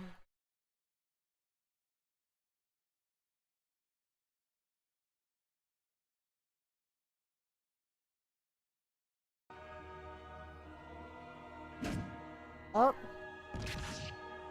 What is this? Ants are one of the most overpowered factions in the game. Their go-wide-use social strategy is essentially unbeatable, to the point where they control wide swaths of the overworld pretty much uncontested. Even the human build, the undisputed top tier in the current meta, has trouble keeping ants at bay. And with their huge variety of incredible abilities, from acidic projectiles and powerful stingers to coordinated attack strategies and terraforming abilities, I don't think it's much of a surprise that ants are such a meta-defining force. And yet, there's one build which can obliterate an entire colony in only a few minutes, the Anteater. But does having a super favorable matchup against one of the game's top tier builds actually translate into the Anteater being top tier itself? There's so much more to the Anteater build than just being able to solo an entire colony of ants with ease. So in today's video, we'll discuss all the abilities and weaknesses of the Anteater build to determine Anteaters are OP. only playable on the South America server, in both jungle and savanna biomes. And this is not an easy server to try to carve a niche into. I know I drone on a lot about how OP African builds are, but the Amazon rainforest is home to some of the most fearsome predators in the game, including the snake build with the largest size, and the felid build with the most powerful bite, among many other incredibly dangerous predators. Meanwhile, the Anteater's closest living relative is the sloth, a build with so many devastating flaws that I currently rate it as the mammal furthest down on the tier list. So how is it that the Anteater is able to survive such a hostile metagame? Well, they may be closely related to the pathetic moss-covered slugs that Human Faith builds named one of the 7 deadly sins after, but they're also related to this, Megatherium, the gigantic ground sloth that was capable of one-shotting a saber-tooth. And in my opinion, Anteaters take after this type of sloth. To see what I mean, let's look at their stats. There is some variation among different Anteater builds, which we'll get into later in this video, but for now we're going to focus on the giant Anteater. Pulling up the analysis, 2 things jump out right away. The first is their shockingly high HP stat. While they don't have any major form of armor, the Anteater can still shake off a surprising amount of damage, even from attacks that might normally one-shot most players. This is crucial as it allows the Anteater a chance to survive ambushes by jaguars, which is pretty incredible given that jaguars frequently one-shot crocodilians. But this is also extremely important because it provides an opportunity for the Anteater's other surprisingly high stat to become relevant, that stat being their attack power. This attack power stat might look like a mistake, especially given that Anteaters don't even have teeth and are completely locked out of using the move Bite. However, once you get past the head and look down, you realize that at the end of their massive gorilla arms, Anteaters have pickaxe-shaped claws as big as those of a grizzly bear, except the Anteater's claws are even sharper because they walk on their knuckles to avoid wearing them down. These incredible weapons are what allow the Anteater to tear through the cement-like walls of termite mounds with ease. But they come with the nice benefit of being able to absolutely eviscerate any player who fails to kill them in one hit. Their slashes can easily deal lethal damage, so any predator looking to ambush an Anteater needs to make sure they have what it takes to finish the job before the Anteater can counterattack, and this threat alone is often enough to dissuade attacks in the first place. While the Anteater's matchup with the Jaguar is of course important, it wouldn't be fair to the Anteater player base if I didn't comment on their matchup versus social insect colonies. The Anteater's 2-foot-long tongue is covered in a glue-like substance and can flick in and out over 150 times per minute, which can take out dozens of insects per flick and decimate a colony in no time. However, similar to their sloth brethren, Anteaters opted for a slower metabolism. This comes with downsides, which we'll cover later, but it does mean that they don't need to consume an entire colony of ants, and can actually leave the colony in a damaged but recoverable state.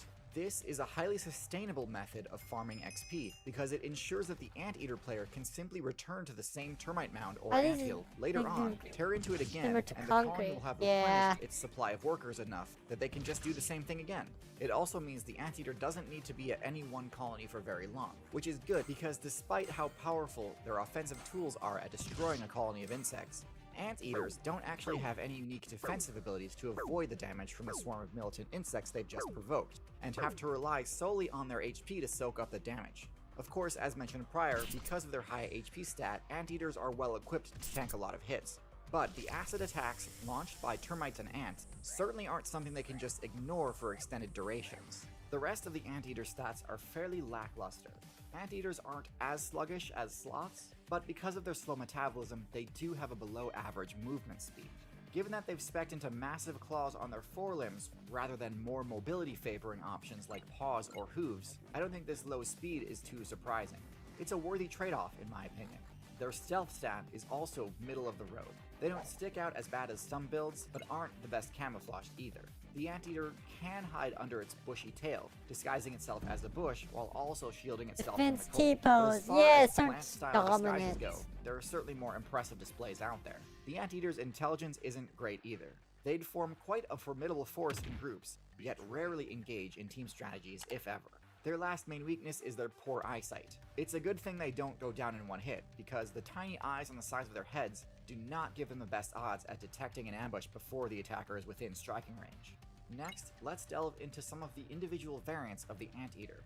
The giant anteater is by far the most powerful, at the cost of its mobility. The giant anteater is the only variant that lacks the ability to climb trees. Despite their claws being phenomenal for hooking into trees, giant anteaters simply are too cumbersome to venture into the canopy. There are two other variants of the anteater build, and both variants are much better at climbing. First is the Tamandua. This mid-sized anteater sports a slightly lower base power and hit point stat than the giant anteater, but in exchange it has unlocked a powerful new ability, a prehensile tail. This perk allows the user to use its tail essentially as a fifth appendage, granting it additional resistance to being knocked down while browsing high up in the treetops. Because of its lower HP stat, this build can't tank acid damage as well as the giant anteater, and so it needs to avoid high-tier ant builds like the leafcutter ant. The final variant is the pygmy anteater, a nocturnal build that invests more into its stealth than other stats, drastically cutting its bulk and damage in turn. In my opinion, the pygmy anteater is a bit too similar to the sloth build for me to consider it competitively viable, but to each their own. Although the ability to climb does come in handy for escaping predators, the giant anteater doesn't seem to miss it much. Yeah, I While can the other kill variants need to worry about predators. attacks from eagles, the giant anteater's bulk is enough to protect it from most threats. Its matchup versus the jaguar is still pretty risky, but it's better than most. So I'm going to give the giant anteater a rating of A tier, while the Tamandua gets a rank of B tier, and the pygmy anteater gets a D tier rank. One of the most effective ways to lock in a high placement on the tier list is to have high base stats. And while most stats require millions of years of evolution to change, intelligence is one of the few stats which can be leveled up, provided you have the right sort of training. In today's meta, abilities like coding and mathematics are extremely useful. They're tough to learn, unless you got a really effective course designed to intuitively guide you through difficult concepts. That's precisely where today's sponsor, Brilliant, comes in. Brilliant is an online learning platform which uses fun, interactive courses to help you level up those science and engineering skills. Oh, yeah, I don't know about you, but it's also a disheartening nation to visit. Thanks. No, that's the whole thing. No. Huh?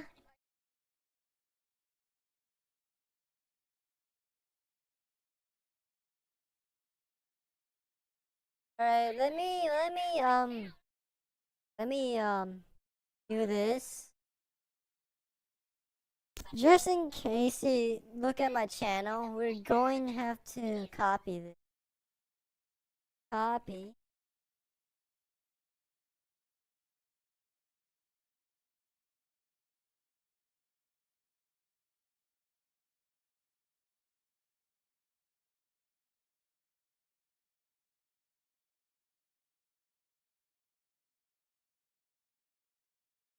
I'm gonna copy this. Because I rather not take chances.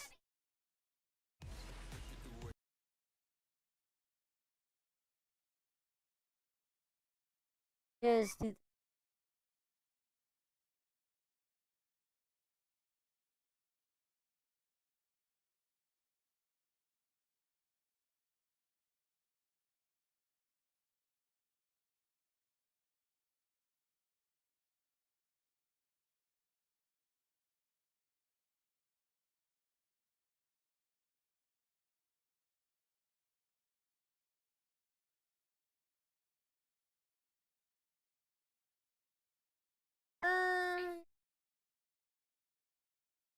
Let's see how much time we have. Medium one-topping pizzas for just $6.99 each. Only And at we don't have Martin's. enough time.